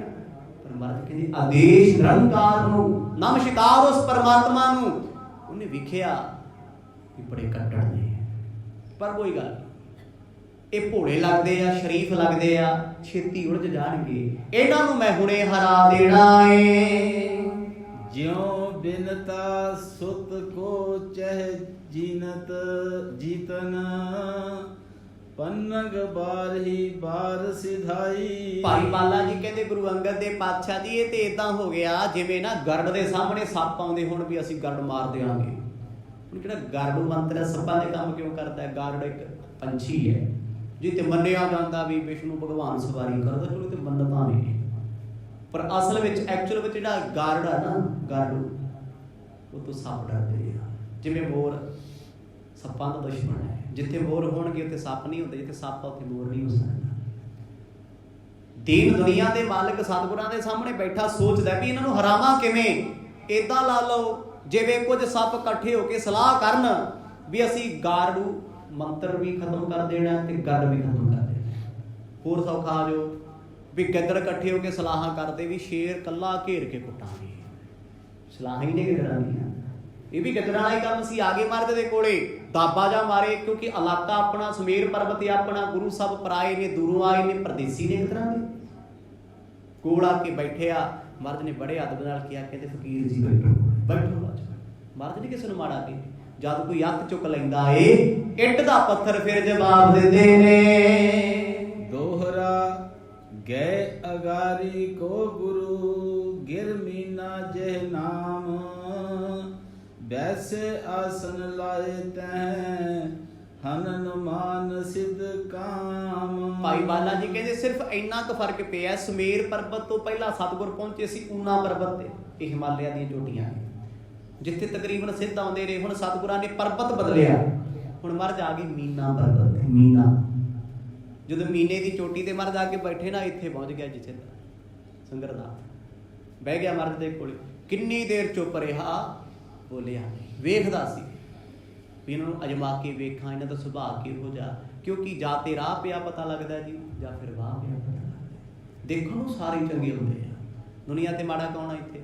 ਜਿਹਨੂੰ ਮਰਜੀ ਇੱਕ ਬੰਦੇ ਨੂੰ ਤੁਸੀਂ ਗੁਰਦੁਆਰੇ ਮੰਦਿਰ ਮਸਜਿਦ ਵਿੱਚ ਆ ਕੇ ਵੇਖੋਗੇ, ਲੱਗਦਾ ਬੜੀ ਸੇਵਾ ਕਰਦਾ ਤੇ ਬਹੁਤ ਚੰਗਾ ਹੈ। ਉਸ ਚੰਗੇ ਬੰਦੇ ਨੂੰ ਘਰੇ ਜਾ ਕੇ ਵੇਖ, ਜਦੋਂ ਗਵਾਂਢੀਆਂ ਨਾਲ ਲੜਦਾ ਤੇ ਕਿਹੜੀਆਂ ਗਾਲਾਂ ਕੱਢਦਾ, ਕਹਿੰਦਾ ਤੈਨੂੰ ਦੱਸੂ ਚੱਲੋ ਠਾਣੇ, ਲਾਓ ਇਹ ਫਲਾਣੇ ਨੂੰ ਫੋਨ, ਗੱਡੀ ਖੜਾ ਕੇ ਵਿਖਾਵੇ ਇੱਥੇ, ਤੇ ਫਿਰ ਉਦੋਂ ਆਖੇ ਵੀ ਧੰਨ ਗੁਰਮੁਖਾ ਧੰਨ ਤੇਰੀ ਸਿੱਖੀ, ਉੱਥੇ ਤੇ ਬੜੇ ਹੱਥ ਜੋੜੀ ਕਰਦਾ ਹੁੰਦਾ, ਬੜੀ ਸੇਵਾ ਕਰਕੇ ਵਿਖਾਉਣਾ, ਸਾਰਿਆਂ ਨੂੰ ਅੱਗੇ ਬਹਿ ਬਹਿ ਕੇ ਕਹਿਣਾ ਵਾਹਿਗੁਰੂ ਵਾਹਿਗੁਰੂ ਕਰਿਆ ਕਰੋ, ਨਿੰਦਿਆ ਨਾ ਕਰਿਆ ਕਰੋ। ਅਸਲ 'ਚ ਕੀ ਹੈ? ਉਹ ਸਭ ਕੁਛ ਹੈ, ਕਿਉਂਕਿ ਮਨੁੱਖ ਜਾਂ ਤੇ ਵਾਹ ਪਏ ਤੋਂ ਪਤਾ ਲੱਗਦਾ, ਜਾਂ ਫਿਰ ਰਾਹ ਜਾਏ ਤੋਂ ਪਤਾ ਲੱਗਦਾ। ਗੁਰੂ ਨਾਨਕ ਸਾਹਿਬ ਦੇ ਕੋਲ ਬੈਠਾ ਸੋਚੀ ਜਾਂਦਾ ਹੈ ਵੀ ਇਹ ਕੁਝ ਬੋਲਣਗੇ, ਮੈਂ ਐਸਟੀਮੇਟ ਜਾਂ ਲਾ ਲੂੰਗਾ ਵੀ ਕਿੰਨੇ ਕੁ ਗਿਆਨੀ ਨੇ, ਕਿੱਡੇ ਕੁ ਧਨੰਤਰ ਨੇ, ਕਿੱਡੇ ਕੁ ਵਿਦਵਾਨ ਤੇ ਕਿੱਡੇ ਕਰਾਮਾਤੀ ਨੇ। ਤੇ ਗੁਰੂ ਬਾਬਾ ਜੀ ਨੇ ਉਹਦੇ ਦਿਲ ਦੀ ਜਾਣ ਲਈ ਮੱਤ ਵੀ ਚੁੱਕ ਬੈਠੇ, ਉਹ ਵੀ ਨਹੀਂ ਬੋਲੇ। ਤੁਸੀਂ ਕਿਸੇ ਮਨੁੱਖ ਬਾਰੇ ਕੁਝ ਵੀ ਅੰਦਾਜ਼ਾ ਨਹੀਂ ਲਾ ਸਕਦੇ ਜਦੋਂ ਤੱਕ ਉਹ ਬੋਲਦਾ ਨਹੀਂ। ਮੰਨ ਲਓ ਗੂੰਗਾ ਹੈ, ਸੁਭਾਵਿਕ ਗੱਲ ਹੈ, ਆਪਣੇ ਸਾਰਿਆਂ 'ਚ ਕੋਈ ਗੂੰਗਾ ਬੰਦਾ ਬੈਠਾ ਪਰ ਉਹ ਬੋਲਿਆ ਨਹੀਂ ਕਿਸੇ ਨਾਲ, ਜਿਕਰ ਹਾਏ ਤੇ ਬੜਾ ਸਾਊ ਆਦਮੀ ਹੈ, ਮਾੜਾ ਹੀ ਨਹੀਂ ਕਹਿੰਦਾ ਕਿਸੇ ਨੂੰ, ਪਰ ਜਦੋਂ ਨੇ ਆਵਾਜ਼ ਹੀ ਕੱਢੀ ਪਤਾ ਲੱਗ ਗਿਆ ਵੀ ਇਹ ਵਿਚਾਰਾ ਹੈ ਹੀ ਏਦਾਂ ਦਾ, ਇਹ ਤੇ ਬੋਲ ਹੀ ਨਹੀਂ ਸਕਦਾ, ਪ੍ਰਭਾਵ ਖਤਮ ਹੋ ਗਿਆ। ਮੂਰਖ ਬੰਦਾ ਭਰੀ ਸਭਾ ਵਿੱਚ ਚੁੱਪ ਬੈਠਾ ਰਵੇ ਤੇ ਇੱਜ਼ਤ ਕਰਾਉਂਦਾ, ਜਦੋਂ ਬੋਲ ਪਏ ਜ਼ੀਰੋ। ਸ਼ਰਾਬੀ ਬੰਦਾ ਵਿਆਹ 'ਚ ਚੁੱਪ ਕਰਕੇ ਬੈਠਾ ਤੇ ਲੋਕੀ ਕਹਿੰਦੇ ਪ੍ਰਭਾਵ ਯਾਰ ਬੰਦਾ ਚੰਗਾ ਲੱਗਦਾ, ਸਿਆਣਾ, ਜਦੋਂ ਦੋ ਕੁ ਪੈਗ ਲਾ ਕੇ ਬੋਲਣ ਲੱਗਦਾ ਲੋਕੀ ਕਹਿੰਦੇ ਪਰਾਂ ਕਰੋ, ਇਹ ਤੇ ਗਰਕ ਹੈ, ਇਹ ਤੇ ਗੰਦਗੀ ਹੈ, ਇਹ ਤੇ ਕੱਢ ਰਿਹਾ, ਇਹ ਤੇ ਚੁੱਪ ਹੀ ਨਹੀਂ ਕਰਦਾ। ਕਿਉਂਕਿ ਜਦ ਮਨੁੱਖ ਬੋਲ ਪੈਂਦਾ ਨਾ, ਉਹਦੇ ਬਾਰੇ ਤੁਸੀਂ 60% ਜਾਣ ਜਾਂਦੇ ਹੋ, ਕੋਈ ਵੀ ਹੈ, ਇਸੇ ਕਰਕੇ ਪਤਾ ਲੱਗਦਾ। ਬੁਲਾਈ ਚਲਾਈ ਤੋਂ ਪਤਾ ਲੱਗਦਾ ਬੰਦਾ ਕੀ ਚੀਜ਼ ਹੈ, ਬਾਹਰ ਤੇ ਸਾਰੇ ਸਾਊ ਲੱਗਦੇ ਆ। ਹੁਣ ਇਸ ਟੈਕਨੀਕ ਤੇ ਕੰਮ ਕਰਦਾ ਸੰਗਰਨਾਥ ਵੀ ਇਹ ਬੋਲਣ, ਮੈਂ ਵੇਖ ਲਵਾਂ ਇਹਨਾਂ ਦਾ ਗੁਰੂ ਕੌਣ ਹੈ, ਇਹਨਾਂ ਦੀ ਜ਼ੁਬਾਨ ਕੈਸੀ, ਇਹਨਾਂ ਦੀ ਭਗਤੀ ਕੈਸੀ, ਕਿਉਂਕਿ ਮਹਾਰਾਜ ਨੇ ਨਿਰੰਕਾਰ ਨੂੰ ਆਦੇਸ਼ ਕਹਿਣ ਤੋਂ ਬਾਅਦ ਕੋਈ ਸ਼ਬਦ ਨਾ ਬੋਲਿਆ। ਸੰਗਰ ਬੋਲਿਓ ਆਨ ਕੈ ਬਾਲੇ ਹੈ ਆਦੇਸ਼, ਸੁਨ ਤੂਸ਼ਨ ਮੁਖ ਤੇ ਰਹੇ ਮੁਸਕਾਨੇ ਜਗਤੇਸ਼। ਦੂਜੀ ਵਾਰ ਸੰਗਰਨਾਥ ਨੇ ਵੇਖਿਆ ਵੀ ਇਹ ਬੋਲਦੇ ਨਹੀਂ, ਫਿਰ ਮਰਦ ਦੇ ਕੋਲ ਬਹਿ ਕੇ ਕਹਿੰਦਾ ਬਾਲੇ ਆਦੇਸ਼, ਬਾਲੇ ਮਤਲਬ ਬੱਚੇ ਆ, ਬਾਲਕਾ, ਉਮਰਾਂ ਵੱਡੀਆਂ ਇਹਨਾਂ ਦੀਆਂ, ਸਤਿਗੁਰਾਂ ਨੂੰ ਬੱਚੇ ਤਾਂ ਕਹਿੰਦੇ ਆ। ਗੁਰੂ ਨਾਨਕ ਸਾਹਿਬ ਨਹੀਂ ਬੋਲੇ, ਮਰਦ ਜਾਣਦੇ ਸੀ ਵੀ ਇਹ ਸਾਡੀ ਬੋਲੀ ਤੋਂ ਜਾਣਨਾ ਚਾਹੁੰਦਾ ਵੀ ਅਸੀਂ ਕੀ ਆ। ਮਰਦ ਮੁਸਕਰਾਈ ਜਾਣ, ਹੱਸੀ ਜਾਣ। ਹੁਣ ਕਿਸੇ ਦੇ ਹਾਸੇ ਤੋਂ ਤੁਸੀਂ ਕਿਸੇ ਦੇ ਦਿਲ ਦਾ ਰਾਜ ਨਹੀਂ ਖੋਲ ਸਕਦੇ। ਹੋ ਸਕਦਾ ਕੋਈ ਤੁਹਾਡੇ ਕੱਪੜੇ ਵੇਖ ਹੱਸਦਾ ਹੋਵੇ, ਤੁਹਾਡੀਆਂ ਗੱਲਾਂ ਤੋਂ ਹੱਸਦਾ ਹੋਵੇ, ਤੁਸੀਂ ਕੁਝ ਗਲਤ ਕਰਕੇ ਤੁਸੀਂ ਕੁਝ ਬੋਲੋ, ਕੋਈ ਤੁਹਾਨੂੰ ਵੇਖ ਕੇ ਹੱਸੀ ਜਾਓ ਨਾ, ਤੁਹਾਨੂੰ ਇਹ ਫੀਲ ਹੋਊਗਾ ਯਾਰ ਕਿਤੇ ਪਰਨਾ ਤਾਂ ਨਹੀਂ ਢਿੱਲਾ, ਮੂੰਹ ਤੇ ਤਾਂ ਨਹੀਂ ਕੁਝ ਲੱਗਾ। ਆਪਣੇ ਆਪ ਨੂੰ ਸਵਾਲ ਕਰਕੇ ਆਪੇ ਵੇਖੀ ਜਾਓਗੇ, ਕੱਪੜੇ ਠੀਕ ਨੇ ਯਾਰ, ਇਹ ਵੀ ਸਾਡੀ ਹੱਸਦਾ ਕਿਉਂ ਹੈ, ਮੈਂ ਤੇ ਕੁਝ ਕਿਹਾ ਵੀ ਨਹੀਂ। ਤੁਸੀਂ ਇਹ ਸੋਚੋਗੇ ਮੈਂ ਕੀ ਬੋਲਿਆ ਸੀ, ਜਦ ਮੈਂ ਬੈਠਾ ਸੀ ਕਿਤੇ ਬਹਿਣ ਵਾਲੀ ਥਾਂ ਤੇ ਕੋਈ ਰੰਗ ਰੁੰਗ ਤੇ ਨਹੀਂ ਸੀ ਲੱਗਾ, ਕੁਝ ਹੋਰ ਤੇ ਨਹੀਂ, ਦੁੱਧਾ ਚੋ ਜਾਂਦੇ ਹੋ ਨਾ ਤੁਸੀਂ। ਜਦ ਗੁਰੂ ਨਾਨਕ ਸਾਹਿਬ ਮਹਾਰਾਜ ਮੁਸਕਰਾਈ ਜਾਣਾ, ਅੰਤਰਜਾਮੀ ਤੇ ਜਾਣਦੇ ਆ ਵੀ ਇਹ ਕਰਨਾ ਕੀ ਚਾਹੁੰਦਾ ਹੈ, ਹੋਣਾ ਤੇ ਕੁਝ ਨਹੀਂ ਉਹ ਤੋਂ, ਕਿਉਂਕਿ ਉਹਦਾ ਜਿਹਦਾ ਗੁਰੂ ਬਿਮਾਰ ਹੈ ਚੇਲਾ ਤੇ ਬਿਮਾਰੀ ਹੋਣਾ ਚਾਹੀਦੀ, ਜਿਹਨਾਂ ਦੇ ਟੱਬਰ 'ਚ ਹੀ ਬਿਮਾਰੀ ਹੋਵੇ ਤੇ ਫਿਰ ਰਹਿੰਦੀ ਆ ਨਾ ਖਾਨਦਾਨੀ। ਗੋਰਖਨਾਥ ਹੰਕਾਰੀ ਹੈ, ਉਹਨੂੰ ਆਪਣੀ ਭਗਤੀ ਦਾ ਹੰਕਾਰ ਤੇ ਚੇਲਿਆਂ 'ਚ ਤਾਂ ਹੀ ਤੇ ਬੁੜਕ ਬੁੜਕ ਕੇ ਮਹਾਰਾਜ ਕੋਲ ਆਉਂਦੇ ਆ। ਸਤਿਗੁਰੂ ਨਾਲ ਮੁਸਕਰਾਈ ਜਾਣ। ਤੀਜੀ ਵਾਰ ਫੇਰ ਕਹਿੰਦਾ ਬੱਚਿਓ ਮੈਂ ਕਿਹਾ ਆਦੇਸ਼, ਗੁਰੂ ਬਾਬਾ ਜੀ ਹੱਸੀ ਜਾਣ, ਫੇਰ ਕੋਈ ਜਵਾਬ ਦਿੱਤਾ ਨਾ। ਸੋਰਠਾ ਰਿਸ ਮੈਂ ਸੰਗਰ ਹੋਏ, ਅਸ ਬਿਦ ਬਚਨ ਅਲਾਵਹੀ, ਉੱਤਰ ਦੇਤ ਨਾ ਕੋਏ, ਮਾਈ ਮੁੰਡਾ ਹਸਤ ਹੈ। ਗੁਰੂ ਨਾਨਕ ਸਾਹਿਬ ਜਦੋਂ ਨਾ ਬੋਲੇ, ਮਹਾਰਾਜ ਮੁਸਕਰਾਉਂਦੇ ਰਹੇ ਨਾ, ਉੱਠ ਪਿਆ, ਕਹਿੰਦਾ ਭਸਮ ਹੋ ਦੇ ਤੂੰ, ਆ ਕੇ ਆਪੇ ਦੁਬਾਰਾ ਕਹਿੰਦਾ ਮੈਂ ਤੈਨੂੰ 3 ਵਾਰ ਬੁਲਾਇਆ, ਤੂੰ ਨਹੀਂ ਬੋਲਦਾ, ਓਏ ਕਰਕੇ ਬੋਲੇ। ਹੁਣ ਕੁਆਲਿਟੀ ਹੈ ਜੀ ਬੰਦੇ ਦੀ, ਹੰਕਾਰ ਹੈ। ਮਾਫ ਕਰਿਓ, ਹੰਕਾਰੀ ਬੰਦਾ ਕਿਸੇ ਨੂੰ ਜੀ ਨਹੀਂ ਬੋਲ ਸਕਦਾ, ਕਿਸੇ ਅੱਗੇ ਝੁਕ ਨਹੀਂ ਸਕਦਾ, ਉਹਦੀ ਈਗੋ ਹਰਟ ਹੋ ਜਾਏਗੀ। ਗੁਰੂ ਨਾਨਕ ਸਾਹਿਬ ਦੇ ਸਾਹਮਣੇ ਉੱਠ ਕੇ ਕਹਿੰਦਾ ਮੈਂ ਕਦੋਂ ਦਾ ਵੇਖੀ ਜਾਂਦਾ, ਤੂੰ ਮੈਨੂੰ ਜਵਾਬ ਕੀ ਦੇਂਗਾ, ਤੂੰ ਤੇ ਬੋਲਦਾ ਹੀ ਨਹੀਂ। ਗੁਰੂ ਪਾਤਸ਼ਾਹ ਫਿਰ ਮੁਸਕਰਾਈ ਜਾਣ ਵੇਖ ਕੇ ਉਹ ਗਰਮ ਹੋ ਗਿਆ ਜੀ। ਸੰਗਰਨਾਥ ਗੁੱਸੇ 'ਚ ਆ ਗਿਆ, ਸੁਭਾਵਿਕ ਹੈ ਜੀ, ਆਪਾਂ ਕਿਸੇ ਨੂੰ 2-3 ਵਾਰ ਬੁਲਾਈਏ ਨਾ ਬੋਲੇ ਆਪਾਂ ਕਹਿੰਦੇ ਜਾ ਗੋਲੀ ਵੱਜੇ ਤੇਰੇ ਮੈਗੀ ਲੈਣ ਦੇ। ਉਹ ਆ ਗਿਆ ਬੰਦਿਆਂ ਵਾਲੇ ਸੁਭਾਅ ਤੇ। ਪਰ ਜੇ ਉਹ ਸਿਆਣਾ ਹੁੰਦਾ, ਕੋਲੇ ਬੈਠਾ ਰਹਿੰਦਾ, ਹੱਥ ਜੋੜ ਕੇ ਕਹਿੰਦਾ, ਕੋਈ ਗੱਲ ਕਰਦਾ ਤੇ ਗੁਰੂ ਪਾਤਸ਼ਾਹ ਜਵਾਬ ਦਿੰਦੇ। ਪਰ ਉਹਨੇ ਸ਼ੁਰੂਆਤ ਹੀ ਆਕੜ ਤੋਂ ਕੀਤੀ, ਹੰਕਾਰ ਤੋਂ ਕੀਤੀ ਹੈ। ਹਉਮੈ ਦਾ ਭਰਿਆ ਸਤਿਗੁਰਾਂ ਨੂੰ ਬੋਲਦਾ ਏ। ਕਵਿਤ ਮਾਈ ਮੁੰਡਾ ਗੋਰਖ ਹੈ ਤਿਖਣਾ, ਨਾ ਦੀਨੀ ਤੋਹੇ ਕਾਨ ਪਾਰ ਮੁੰਦਰਾ ਪਾਏ ਬਿਮਤ ਬਣਾਇਓ ਹੈ। ਜਦੋਂ ਸਤਿਗੁਰਾਂ ਨੂੰ ਕਹਿਣ ਲੱਗਿਆ ਨਾ ਗੁੱਸੇ ਜਾ ਕੇ, ਕਹਿੰਦਾ ਓਏ ਮਾਈ ਮੁੰਡਿਆ। ਇਹ ਇੱਕ ਗਾਲ ਹੈ। ਉਹਨੇ ਕਹਿਤਾ ਮਹਾਰਾਜ ਨੂੰ, ਦੇਖੋ ਮੇਰੇ ਸਤਿਗੁਰੂ ਸ਼ਾਂਤ ਬੈਠੇ, ਕੁਛ ਨਹੀਂ ਕਿਹਾ। ਹੁਣ ਮਾਈ ਮੁੰਡਾ ਕਿਹਨੂੰ ਕਹਿੰਦੇ ਆ? ਵੀ ਜਿਹਦੀ ਮਾਂ ਨੇ ਅਕਲ ਨਾ ਦਿੱਤੀ ਹੋਵੇ, ਉਹਦੀ ਮਾਂ ਦਾ ਸਿਰ ਮੁੰਨਿਆ। ਸਹੁਰੇ ਗਈ ਧੀ ਨੂੰ ਕੀ ਕੁਝ ਸੁਣਨਾ ਪੈਂਦਾ। ਚਾਹ ਉਹਨੂੰ ਨਹੀਂ ਬਣਾਉਣੀ ਆਉਂਦੀ, ਗਾਲਾਂ ਲੋਕੀ ਉੱਧਰ ਕੱਢੀ ਜਾਂਦੇ ਆ, ਕਹਿੰਦੇ ਤੇਰੀ ਮਾਂ ਨੇ ਤੈਨੂੰ ਅਕਲ ਨਹੀਂ ਸਿਖਾਈ, ਤੈਨੂੰ ਰੋਟੀ ਪਕਾਉਣੀ ਨਹੀਂ ਸਿਖਾਈ। ਹੁਣ ਮਾਂ ਨੇ ਠੇਕਾ ਲਿਆ, ਜੇ ਇਹੀ ਹੈੱਡਫੋਨ ਲਾ ਕੇ ਕੰਨਾਂ 'ਚ ਕੋਈ ਸਿੱਖਦੀ ਨਹੀਂ, ਮਾਂ ਵਿਚਾਰੀ ਕੀ ਕਰੇ? ਜਿਹਦੇ ਹੱਥ 'ਚ ਹੀ ਫੋਨ ਨਹੀਂ ਜਾਂਦਾ ਸਾਰਾ ਦਿਨ, ਤੇ ਮਾਂ ਵਿਚਾਰੀ ਦਾ ਕੀ ਕਸੂਰ ਹੈ? ਪਰ ਫਿਰ ਵੀ ਬੁਰਾ ਭਲਾ ਮਾਂ ਨੂੰ ਹੀ ਸੁਣਨਾ ਪੈਂਦਾ। ਤੇਰੀ ਮਾਂ ਨੇ ਤੈਨੂੰ ਅਕਲ ਨਹੀਂ ਸਿਖਾਈ, ਤੇਰੀ ਮਾਂ ਨੇ ਤੈਨੂੰ ਬੋਲਣਾ ਨਹੀਂ ਸਿਖਾਇਆ। ਕਦੇ ਕੋਈ ਕਹਿੰਦਾ ਹੈ ਵੀ ਤੇਰੇ ਪਿਓ ਨੇ ਤੈਨੂੰ ਰੋਟੀ ਪਕਾਉਣੀ ਨਹੀਂ ਸਿਖਾਈ, ਤੇਰੇ ਬਾਪੂ ਨੇ ਤੈਨੂੰ ਗੱਡੀ ਚਲਾਉਣੀ ਨਹੀਂ ਸਿਖਾਈ? ਨਾ, ਹਰ ਗੱਲ ਘੁੰਮ ਫਿਰ ਕੇ ਮਾਂ ਤੇ ਆ ਜਾਂਦੀ। ਆਉਂਦੀ ਕਿਉਂ ਹੈ? ਗੱਲ ਵੀ ਜਾਇਜ਼ ਹੈ। ਕਿਉਂਕਿ ਬੱਚਾ ਜ਼ਿੰਦਗੀ ਦਾ 80% ਸਮਾਂ ਮਾਂ ਕੋਲ ਗੁਜ਼ਾਰਦਾ ਹੈ, 9 ਮਹੀਨੇ ਪੇਟ 'ਚ। ਉਹ ਤੋਂ ਬਾਅਦ ਬਚਪਨ ਵਿੱਚ ਕਿਹਨੇ ਸੰਭਾਲਿਆ? ਮਾਂ ਨੇ। ਪਿਓ ਤੇ ਬਸ ਸ਼ੌਂਕੀਆ ਫੋਟੋ ਖਿੱਚਦਾ ਕਦੇ ਕਦਾਈ, ਜਾਂ ਕਿਤੇ ਮਾਂ ਨੇ ਉਹਦੀ ਨੇ ਕੰਮ ਕਰਨਾ ਤੇ ਉਹਦੇ ਚੁੱਕ ਲੈਂਦਾ ਹੈ, ਦਿਖਾਵਾ ਜੀ ਹੁੰਦਾ। ਮਾੜਾ ਜਿਹਾ ਬੱਚਾ ਰੋ ਵੀ ਉਹਦੀ ਕਹਿੰਦੇ ਚੋਕਾ ਬਣਾ, ਮੈਥੋਂ ਨਹੀਂ ਸੰਭਾਲਿਆ ਜਾਂਦਾ। ਇਸ ਕਰਕੇ ਜਦ ਕੋਈ ਗੱਲ ਹੁੰਦੀ ਮਾਂ ਤੱਕ ਆ ਜਾਂਦੀ, ਗੁਰੂ ਸਾਹਿਬ ਪਤਾ ਫਿਰ ਕੀ ਬੋਲੇ? ਕਹਿੰਦੇ ਭਾਈ ਮੇਰੀ ਮਾਂ ਦਾ ਸਿਰ ਨਹੀਂ, ਤੇਰੀ ਮਾਂ ਗੋਰਖਨਾਥ ਦਾ ਸਿਰ ਮੁੰਨਿਆ। ਜਿਸ ਮੂਰਖ ਨੇ ਤੈਨੂੰ ਅਕਲ ਨਹੀਂ ਸਿਖਾਈ, ਆਖੋ ਸਤਿਨਾਮ। ਤੇਰੇ ਵਰਗੇ ਡੱਫਰਾਂ ਨੂੰ, ਬੇਵਕੂਫਾਂ ਨੂੰ ਇੱਥੇ ਭੇਜਦਾ, ਬੇਮਤਿਆਂ ਨੂੰ ਅਕਲ ਹੀ ਨਹੀਂ ਦਿੰਦੇ। ਜਦੋਂ ਨੇ ਸੁਣਿਆ ਨਾ ਵੀ ਤੇ ਮੇਰੇ ਗੁਰੂ ਦੇ ਦੁਆਲੇ ਹੋ ਗਏ, ਠੰਡਾ ਜਾ ਹੋ ਗਿਆ। ਜਿਹੜਾ ਬੰਦਾ ਤੁਹਾਡੇ ਦਾਦੇ ਪੜਦਾਦੇ ਨੂੰ ਮਾੜਾ ਬੋਲੇ, ਫਿਰ ਆਪਾਂ ਕੀ ਚੀਜ਼ ਹੈ ਜੀ? ਸਾਡੇ ਵੱਡਿਆਂ ਨੂੰ ਗਾਲਾਂ ਕੱਢੀ ਜਾਏ, ਫਿਰ ਕਿਤੇ ਚੁੱਪ ਕਰਨਾ ਪੈਂਦਾ। ਕੀ ਪਤਾ ਸਾਡੇ ਦਾਦੇ ਨੇ ਇਹਨਾਂ ਨੂੰ ਕੀ ਕਿਹਾ ਹੋਣਾ। ਹੁਣੀ ਲੜਾਈ ਹੋਈ, ਵੱਧ ਘੱਟ ਬੋਲਿਆ ਹੋਣਾ, ਅਗਲਾ ਤਾਂ ਹੀ ਕੱਢਦਾ। ਸਤਿਗੁਰ ਕਹਿੰਦੇ ਤੇਰੇ ਗੁਰੂ ਨੇ ਤੈਨੂੰ ਅਕਲ ਨਾ ਸਿਖਾਈ, ਤਿੱਖਣਾ ਨਾਮ ਸਿੱਖਿਆ ਦਾ ਏ। ਕਹਿੰਦੇ ਲੱਖ ਦੀ ਲਾਂਭ ਉਹਦੇ ਤੇ ਜਿਹਦੇ ਚੇਲੇ ਹੋ ਜੇ। ਕਿਉਂਕਿ ਪਹਿਲੀ ਮਾਂ ਏ ਤੇ ਦੂਜੀ ਮਾਂ ਟੀਚਰ ਹੁੰਦੇ ਆ, ਗੁਰੂ ਹੁੰਦੇ ਆ, ਜਿਨ੍ਹਾਂ ਤੋਂ ਸਿੱਖਿਆ ਮਿਲਦੀ ਹੈ। ਜਦੋਂ ਸਤਿਗੁਰਾਂ ਨੇ ਕਹਿਤਾ ਨਾ ਵੀ ਤੇਰੇ ਵਰਗੇ ਬੇਮਤ ਚੇਲੇ, ਜਿਨ੍ਹਾਂ ਨੂੰ ਇਹ ਨਹੀਂ ਪਤਾ ਕਿਸੇ ਸਾਧੂ ਨਾਲ, ਫਕੀਰ ਨਾਲ, ਦਰਵੇਸ਼ ਨਾਲ ਕਿਵੇਂ ਗੱਲ ਕਰਨੀ ਹੈ, ਉਹ ਕਿਹੜੀ ਸ਼ਾਂਤੀ ਆ ਤੁਹਾਡੇ ਕੋਲ? ਹੰਕਾਰ ਦੇ ਭਰੇ ਫਿਰਦੇ ਹੋ। ਮੂੰਡ ਕੋ ਮੁੰਡਾਏ ਨਿਜ, ਗੋਤ ਕੋ ਲਜਾਏ ਤਨ ਭਸਮ ਲਗਾਏ, ਬਾਦ ਜਨਮ ਗਵਾਇਓ ਹੈ। ਸਤਿਗੁਰ ਕਹਿੰਦੇ ਮਤ ਤੇਰੀ ਮਾਂ ਗੋਰਖ ਨੇ ਤੈਨੂੰ ਨਹੀਂ ਦਿੱਤੀ, ਕੰਨਾਂ 'ਚ ਵਾਲੀਆਂ ਪਾਉਣੀਆਂ ਸਿਖਾਦੀਆਂ ਨਾ ਪਾ ਕੇ। ਹੁਣ ਮਾਂ ਧੀ ਨੂੰ ਕੰਮ ਨਾ ਕਰਨ ਦਵੇ, ਕੋਈ ਕੰਮ ਨਾ, ਪੁੱਤ ਰੋਟੀ ਮੈਂ ਬਣਾ ਦੂੰ, ਵੀ ਬੇਬੇ ਇੱਥੇ ਤੇ ਤੂੰ ਬਣਾ ਦੇਗੀ, ਜਦੋਂ ਇਹ ਸਹੁਰੇ ਜਾਊ ਉੱਥੇ ਮੈਗੀ ਖਾਊਗੇ, ਕਜਮਾਟੋ ਤੋਂ ਆਰਡਰ ਕਰੂਗੀ ਸਾਰੀ ਜ਼ਿੰਦਗੀ। ਉਹ ਸਿਖਾ ਤੇ ਸਹੀ ਇਹਨੂੰ ਕੰਮ। ਤੇ ਫਿਰ ਪਤਾ ਜਿਹੜੀ ਅਣਜਾਣ ਜੀ ਹੁੰਦੀ ਉੱਥੇ ਸਹੁਰੇ ਜਾ ਕੇ ਫੋਨ ਤੇ, ਮੰਮੀ ਛੋਲਿਆਂ ਦੀ ਸਬਜ਼ੀ ਬਣਾਉਣੀ ਹੈ, ਦੱਸੀ ਕੀ ਪਾਉਣਾ ਹੈ। ਚੱਲਦਾ ਅੱਜ ਕੱਲ੍ਹ ਸਾਰਿਆਂ ਦੇ ਘਰਾਂ 'ਚ ਇਹੀ ਹਾਲ ਨੇ। ਜੇ ਪਹਿਲਾਂ ਸਿਖਾਇਆ ਹੁੰਦਾ ਕੋਲ ਖੜ ਕੇ, ਉਦੋਂ ਤਾਂ ਕਹਿੰਦੇ ਲੋੜ ਨਹੀਂ, ਸਾਡਾ ਆਰਡਰ ਆ ਗਿਆ, ਖਾ ਲਿਆ, ਤੂੰ ਵੇਖ। ਫਿਰ ਪੁੱਛਣਾ, ਮਾਤਾ ਮੈਂ ਨਾ ਚੌਲ ਰੱਖੇ ਸੀ, ਖਿਚੜੀ ਜੀ ਬਣ ਗਈ, ਆਖੋ ਸਤਿਨਾਮ, ਹੁਣ ਕੀ ਕਰਾਂ? ਕਹਿੰਦੇ ਪੁੱਤ ਚੁੱਪ ਚਪੀਤੇ ਡਸਟਬਿਨ 'ਚ ਸੁੱਟ ਦੇ, ਤੇਰੀ ਸੱਸ ਨੂੰ ਨਾ ਪਤਾ ਲੱਗ ਜੇ। ਰੱਖੇ ਚੌਲ, ਬਣ ਗਿਆ ਦਲੀਆ, ਬਣ ਗਈ ਖਿਚੜੀ। ਆਹ ਤੇ ਸਾਡਾ ਹਾਲ ਹੈ। ਤੇ ਜੇ ਹੁਣ ਕੋਈ ਮਿਸਤਰੀ ਹੈ ਜੀ, ਮਿਸਤਰੀ ਦਾ ਚੇਲਾ ਮਾੜਾ ਕੰਮ ਕਰੇ, ਗਾਲ ਕਿਹਨੂੰ ਜਾਂਦੀ? ਮਿਸਤਰੀ ਨੂੰ ਜਾਂਦੀ। ਕਹਿੰਦੇ ਤੂੰ ਸਿੱਖ ਕੇ ਕੀ ਆਇਆ? ਉਦੋਂ ਜਿਹੜੇ ਪੁਰਾਣੇ ਉਸਤਾਦ ਟੀਚਰ ਹੁੰਦੇ ਸੀ ਨਾ, ਉਹ ਕਹਿੰਦੇ ਸੀ ਮੇਰੇ ਕੋਲ ਸਿੱਖੇਗਾ, ਬੰਦਾ ਬਣਾ ਕੇ ਸਿਖਾਊਂਗਾ, ਕੱਲ ਇਹ ਨਾ ਹੋਵੇ ਅਗਲਾ ਕਹੇ ਕਿਹੜੇ ਤੋਂ ਸਿੱਖ ਕੇ ਆਇਆ ਤੂੰ। ਸਤਿਗੁਰ ਕਹਿੰਦੇ ਜਨਾਨੀਆਂ ਵਾਂਗੂ ਤੇਰੇ ਕੰਨਾਂ ਵਿੱਚ ਮੁੰਦਰਾਂ ਪਾਤੀਆਂ, ਕੰਨ ਪਾੜ ਕੇ ਤਨ ਤੇ ਭਸਮ ਲਾਉਣੀ ਸਿਖਾਤੀ, ਉਹ ਤੇਰੇ ਗੁਰੂ ਨੇ ਤੈਨੂੰ ਬੋਲਣ ਦੀ ਅਕਲ ਨਹੀਂ ਸਿਖਾਈ। ਸੰਗੜਨਾਥ ਬੜਾ ਹੁੱਬ ਕੇ ਜੇ ਆਇਆ ਸੀ, ਸ਼ਰਮਿੰਦਾ ਜਿਹਾ ਹੋ ਗਿਆ, ਸਤਿਨਾਮ। ਕੀ ਕਹਾਂ ਇਹਨਾਂ ਤੇ ਮੈਨੂੰ ਮਾਂਜਦੇ ਗੁਰੂ ਵੀ ਮਾਂਜਦਾ ਨਹੀਂ। ਗੁਰੂ ਨੂੰ ਵੀ ਕਹਿੰਦਾ ਵੀ ਤੈਨੂੰ ਅਕਲ ਨਹੀਂ ਸਿਖਾਈ, ਮਾਏ ਮੁੰਡੋ ਤੇ ਗੁਰੂ ਕੀ ਜਾਂਦੇ ਭਰਮ ਨਾ ਜਾਏ। ਬਾਣੀ ਕਹਿ ਰਹੀ ਹੈ ਨਾ, ਕਹਿੰਦੇ ਉਸ ਗੁਰੂ ਦੀ ਮਾਂ ਦਾ ਸਿਰ ਮੁੰਨ ਦਿੱਤਾ ਜਾਵੇ ਜਿਸ ਗੁਰੂ ਨੇ ਆਪਣੇ ਚੇਲੇ ਨੂੰ ਅਕਲ ਨਹੀਂ ਦਿੱਤੀ, ਤੇ ਜਿਸ ਮਾਂ ਨੇ ਆਪਣੇ ਪੁੱਤ ਨੂੰ ਅਕਲ ਨਹੀਂ ਸਿਖਾਈ। ਜੇ ਕਿਸੇ ਦਾ ਧੀ ਪੁੱਤ ਗਾਲਾਂ ਕੱਢਦਾ ਜੀ, ਵੱਧ ਘੱਟ ਬੋਲਦਾ, ਕਿਸੇ ਨੂੰ ਇੱਜ਼ਤ ਨਹੀਂ ਕਰਦਾ, ਘਰ ਆਏ ਦੀ ਲੋਕ ਕਹਿੰਦੇ ਤੇਰੇ ਮਾਂ-ਬਾਪ ਦੀ ਪਰਵਰਿਸ਼ ਐਸੀ ਹੋਣੀ।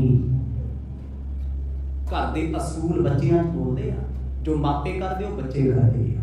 ਸਿੱਖਿਆ ਕਿੱਥੋਂ ਹੈ? ਇੰਸਟੀਚਿਊਟ ਜਾ ਕੇ ਨਹੀਂ, ਘਰੋਂ ਸਿੱਖਿਆ ਹੋਇਆ। ਤੇ ਹੁਣ ਇਹ ਸਾਰਾ ਕੁਝ ਜੋ ਸਿੱਧਾਂ 'ਚ ਦਿਸਦਾ ਸੀ, ਹੰਕਾਰ, ਹਉਮੈ, ਕਿੱਥੋਂ ਆਇਆ ਹੈ? ਗੁਰੂ ਗੋਰਖ। ਮਰਦ ਕਹਿੰਦੇ ਕੰਨਾਂ 'ਚ ਮੁੰਦਰਾ ਪਾ ਲੀਆਂ, ਜੋਗੀਆਂ ਦੇ ਕੱਪੜੇ ਪਾ ਲਏ, ਬਸ ਕੱਪੜੇ ਪਾਉਣੇ ਸਿਖਾਏ ਮਾਂ ਤੁਹਾਡੀ ਨੇ, ਅਕਲ ਨਹੀਂ ਸਿਖਾਈ, ਕੋਈ ਗੁਣ ਨਹੀਂ ਸਿਖਾਇਆ। ਅੱਜ ਵੀ ਮਾਫ ਕਰਿਓ, ਬੰਦੇ ਦੇ ਕੰਮ ਦੀ ਕੁਆਲਿਟੀ ਬੋਲਦੀ ਆ, ਕੱਪੜਿਆਂ ਕੁੱਪੜਿਆਂ ਨੂੰ ਕੋਈ ਨਹੀਂ ਪੁੱਛਦਾ। ਕੰਮ ਵਾਲਾ ਬੰਦਾ ਨਾ, ਕਦੇ ਬਿਜ਼ਨਸਮੈਨ ਵੇਖਿਓ ਜੀ, ਅਰਬਾਂ ਖਰਬਾਂ ਪਤੀ ਬੰਦੇ ਆ। ਕਦੇ ਫੇਸਬੁੱਕ ਦੇ ਮਾਲਕ ਦੇ ਕੱਪੜੇ ਦੇਖ ਲਿਓ, ਰਤਨ ਟਾਟਾ ਦੇ ਕੱਪੜੇ ਦੇਖ ਲਿਓ, ਅੰਬਾਨੀ ਦੇ ਦੇਖ ਲਿਓ, ਅਡਾਨੀ ਦੇ ਦੇਖ ਲਿਓ, ਵੱਡੇ ਬੰਦੇ ਆ ਨਾ, ਜਿਹਨੂੰ ਤੁਸੀਂ ਮੰਨਦੇ ਹੋ ਵੀ ਪੈਸੇ ਵਾਲੇ ਬੰਦੇ ਆ। ਤੇ ਇੱਥੇ ਕੋਈ ਸਾਡੇ ਵਾਲੇ ਲਾਣੇ 'ਚ ਵੇਖ ਲਿਓ, ਕੋਈ ਜਿਹਦੇ ਕੋਲ ਵਿਚਾਰੇ ਕੋਲ 4 ਮਰਲੇ ਦਾ ਪਲਾਟ ਹੋਵੇ, ਮੈਂ ਕਹਿੰਦਾ ਕੱਪੜੇ, ਘਰ ਤੇ ਪੇਂਟ ਨਹੀਂ ਕਦੇ ਕਰਾਇਆ, ਕੱਪੜਿਆਂ ਦੀ ਜ਼ੋਰ ਲਾਇਆ ਹੋਇਆ, ਗਹਿਣਿਆਂ ਦੀ ਜ਼ੋਰ ਲਾਇਆ ਹੋਇਆ। ਇਹ ਕੀ ਹੈ? ਛੋਟੀ ਸੋਚ ਦੇ ਨਤੀਜੇ ਨੇ। ਬੰਦਾ ਚੱਡਾ ਮਾਇਆ ਕਰਕੇ ਵੱਡਾ, ਉਨੀ ਸਾਦਗੀ ਚਾਹੂਗਾ, ਸਾਦਗੀ ਦੇ ਖਾਣੇ ਖਾਊਗਾ। ਤੇ ਫੁਕਰਾ ਜਿਹਾ ਬੰਦਾ, ਜਿਹੜਾ ਗਰੀਬੜਾ ਜਿਹਾ ਹੋਊਗਾ, ਉਹ ਵੱਡੀਆਂ ਵੱਡੀਆਂ ਗੱਲਾਂ ਕਰੂ, ਵੱਡਾ ਵੱਡਾ ਖਾਣਾ ਖਾ ਕੇ ਵਿਖਾਊ, ਤੇ ਉਹ ਵੱਡੇ ਤਰ੍ਹਾਂ ਦੇ ਕੱਪੜੇ ਤੇ ਵੱਡੀਆਂ ਗੱਡੀਆਂ ਵਿਖਾਊਗਾ। ਇਹ ਸਾਡਾ ਕੀ ਹੈ? ਐਟੀਟਿਊਡ। ਐਟੀਟਿਊਡ ਤੇ ਸੁਭਾਅ ਹੁੰਦਾ ਬੰਦੇ ਦੇ। ਤੁਹਾਡਾ ਬੋਲਣਾ ਹੀ ਦੱਸ ਦਿੰਦਾ ਹੈ ਤੁਸੀਂ ਕਿੰਨੇ ਵੀ ਚੰਗੇ ਹੋ, ਤੁਹਾਡੇ ਮਾਂ-ਬਾਪ ਨੇ ਤੁਹਾਨੂੰ ਕਿੰਨਾ ਕੁ ਪਿਆਰ ਦਿੱਤਾ ਹੈ, ਤੁਹਾਡੀ ਪਰਵਰਿਸ਼ ਕੈਸੀ ਹੋਈ ਹੈ। ਤੁਹਾਡੀ ਜ਼ੁਬਾਨ ਦਾ ਪਹਿਲਾ ਬੋਲ ਦੱਸਦਾ ਹੈ। ਗੁਰੂ ਨਾਨਕ ਸਾਹਿਬ ਦੇ ਸਾਹਮਣੇ ਜਦੋਂ ਸੰਗੜਨਾਥ ਬੋਲਿਆ, ਮਰਦ ਕਹਿੰਦੇ ਤੇਰੀ ਮਾਓ ਕਚੱਜੀ ਆਈ। ਪੜਿਓ ਬਾਣੀ ਵਿੱਚ ਸ਼ਬਦ ਸਿੱਧ ਗੋਸ਼ਟ ਵਿੱਚ, ਮਰਦ ਕਹਿੰਦੇ ਉਹ ਸਿੱਧਾ ਤੇਰੀ ਤੇ ਮਾਂ ਕੁਚੱਜੀ ਹੈ, ਜਿਹਨੇ ਤੈਨੂੰ ਪਹਿਨਣਾ ਸਿਖਾਇਆ, ਖਾਣਾ ਸਿਖਾਇਆ, ਤੈਨੂੰ ਬੋਲਣਾ ਚੱਲਣਾ ਉੱਠਣਾ ਨਹੀਂ ਸਿਖਾਇਆ। ਖੋ ਸਤਨਾਮ, ਮਾਂ ਕੁਚੱਜੀ ਹੈ ਤੇਰੀ। ਆ ਜਿਹੜੇ ਸ਼ਬਦ ਨੇ ਨਾ, ਮੈਂ ਫਿਰ ਵੀ ਸੰਕੋਚ ਕਰਦਾ ਹੁੰਦਾ ਬੋਲਣ ਵੇਲੇ, ਚਲੋ ਬਹੁਤੇ ਨਾ ਸਿੱਧੇ ਚੱਲਾਂ, ਪਰ ਸਿੱਧੀ ਤੇ ਗੱਲ ਸਿੱਧੀ ਹੋਈ ਹੈ। ਬਲ ਫਰੇਬ ਕਿੰਨੇ ਕੁ ਕਰੋਗੇ ਲੋਕਾਂ ਨੂੰ ਡਰ ਕੇ, ਵੀ ਲੋਕ ਕੀ ਕਹਿਣਗੇ, ਭਾਈ ਸਾਹਿਬ ਨੇ ਆਹ ਕਹਿਤਾ, ਲੋਕਾਂ ਦਾ ਕੀ, ਲੋਕਾਂ ਤੇ ਜੇ ਨਹੀਂ ਬੋਲਾਂਗੇ ਤਾਂ ਵੀ ਕਹਿਣ। ਲੋਕਾਂ ਨੂੰ ਆਪਣੀ ਔਕਲ ਨਹੀਂ ਦੇਖਦੇ ਹੁੰਦੇ, ਦੂਜੇ ਦੇ ਦਿਸਦੇ ਹੁੰਦੇ। ਉਹਨੇ ਆਏ ਬੋਲਤਾ ਜੀ, ਉਹਨੇ ਆਹ ਕਹਿਤਾ ਜੀ, ਵੀ ਭਾਈ ਤੇਰਾ ਮੂੰਹ ਪਹਾੜੇ ਨਾਲ ਪਾੜਿਆ, ਤੂੰ ਕੀ ਬੋਲਦਾ, ਤੈਨੂੰ ਪਤਾ ਹੈ? ਤੇਰੇ ਮਹੱਲੇ 'ਚ ਜਾ ਕੇ ਪੁੱਛੀਏ ਲੋਕਾਂ ਨੂੰ ਵੀ ਤੂੰ ਕਿੰਨਾ ਚੰਗਾ ਇਨਸਾਨ ਹੈ। ਨਹੀਂ, ਬਸ ਦੂਜੇ ਨੂੰ ਮਾੜਾ ਕਹਿਣਾ, ਕਈ ਚਲੋ ਸਾਨੂੰ ਕੀ ਫਰਕ ਹੈ, ਮੈਨੂੰ ਤੇ ਕੋਈ ਫਰਕ ਨਹੀਂ। ਪਰ ਮੈਂ ਫਿਰ ਵੀ ਚਲੋ ਕੋਸ਼ਿਸ਼ ਕਰਦਾ ਵੀ ਥੋੜਾ ਜਿਹਾ ਸੌਫਟ ਕਾਰਨਰ ਰੱਖਿਆ ਜਾਵੇ, ਕਿਉਂਕਿ ਸਿੱਧਾਂ ਨਾਲ ਇਹ ਵਾਦ ਵਿਵਾਦ ਹੈ, ਵੱਧ ਘੱਟ ਬੋਲਦੇ ਆ ਉਹ। ਪਰ ਮੇਰੇ ਬਾਬਾ ਜੀ ਨੇ ਕੋਈ ਪਰਵਾਹ ਨਹੀਂ ਕਿਸੇ ਦੀ ਕੀਤੀ, ਨੇਰੀਆਂ ਲਿਆਤੀਆਂ, ਜਿਹੜਾ ਸਾਹਮਣੇ ਆ ਗਿਆ। ਇੱਥੋਂ ਤੱਕ ਕਹਿਤਾ ਵੀ ਤੇਰਾ ਗੁਰੂ ਮੂਰਖ ਹੈ, ਬੇਸ਼ਰਮ ਹੈ, ਜਿਹਨੇ ਤੈਨੂੰ ਸ਼ਰਮ ਨਹੀਂ ਦਿੱਤੀ। ਇਹ ਤੋਂ ਉੱਪਰ ਕੀ ਸੁਣੋਗੇ ਤੁਸੀਂ? ਬੇਸ਼ਰਮ ਕੌਣ ਹੁੰਦਾ ਹੈ? ਡੈਫੀਨੇਸ਼ਨ ਵੇਖੋ ਉਹਦੀ ਕੀ ਹੈ। ਕੁਚੱਜੀ ਕਿਹਨੂੰ ਕਹਿੰਦੇ ਆ? ਜਿਹਨੂੰ ਚੱਜ ਕੋਈ ਨਹੀਂ ਹੈ। ਇਹ ਸ਼ਬਦ ਅਸੀਂ ਘਰਾਂ 'ਚ ਨਹੀਂ ਵਰਤ ਸਕਦੇ, ਪਰ ਗੁਰੂ ਨਾਨਕ ਸਾਹਿਬ ਨੇ ਕਹਿ ਦਿੱਤੇ ਹੈ ਹੀ ਨਹੀਂ। ਹੁਣ ਮੰਨ ਲਓ ਮੈਂ ਆਪਣੀ ਸ਼ਰਮ ਦਾ ਗਹਿਣਾ ਲਾਦਾ ਤੇ ਮੈਂ ਬੇਸ਼ਰਮੀ ਹਾਂ, ਤੇ ਮੈਂ ਲੋਕਾਂ ਨਾਲ ਲੜਾਂ, ਯਾਰ ਮੈਨੂੰ ਬੇਸ਼ਰਮ ਕਹਿੰਦਾ ਇਹ, ਕਿਵੇਂ ਕਹਿੰਦਾ ਜੀ, ਮੈਂ ਸਿਰ ਪਾੜ ਦੂੰ। ਇਹ ਗੱਲਾਂ ਛੋਟੀਆਂ ਨੇ। ਗੁਰੂ ਬਾਬਾ ਜੀ ਕਹਿੰਦੇ ਉਹ ਕੁਚੱਜਿਆ, ਓਏ ਮੂਰਖਾ, ਬੇਮਤਿਆ, ਤੈਨੂੰ ਅਕਲ ਨਹੀਂ, ਮਤ ਨਹੀਂ, ਮੌਤ ਨਹੀਂ, ਤੇਰੇ ਗੁਰੂ ਨੇ ਤੈਨੂੰ ਕੁਝ ਸਿਖਾਇਆ ਨਹੀਂ, ਆ ਕੇ ਲੱਗ ਗਿਆ ਬਗੜ ਬਗੜ ਕਰਨ ਇੱਥੇ, ਹੰਕਾਰ ਤੇ ਫਰਾਟੇ ਮਾਰਦਾ ਫਿਰਦਾ। ਸਿਆਣੀ ਪਰਵਰਿਸ਼ ਪਰਿਵਾਰ ਦੀ ਕੀ ਕਹਿੰਦੀ ਆ? ਉਹ ਕਹਿੰਦਾ ਬਹੁਤਾ ਸੁਣੋ ਬੋਲੋ ਘੱਟ। ਮਾੜੀ ਪਰਵਰਿਸ਼ ਕਹਿੰਦਾ ਮੇਰਾ ਰਿਕਾਰਡ ਸੁਣੋ, ਮੇਰੀ ਸੀਡੀ ਪਾਈ ਹੋਈ ਇਹੀ ਚੱਲੂ ਬਾਰ-ਬਾਰ। ਤੁਸੀਂ ਕੌਣ ਹੋ? ਮੈਂ ਕਿਉਂ ਸੁਣਾ? ਤੁਸੀਂ ਦੁਖੀ ਹੋ, ਮੈਂ ਦੁਖੀ, ਯਾਰ ਮੇਰਾ ਦੁੱਖ ਸੁਣੋ। ਇਹ ਕੀ ਹੈ? ਰਿਕਾਰਡ ਚੱਲਦਾ ਹੈ, ਰਿਕਾਰਡ ਕੀਤਾ ਪਰਿਵਾਰ ਨੇ, ਜੋ ਭਰਿਆ ਨਾ ਉਹੀ ਚੱਲੀ ਜਾਂਦਾ।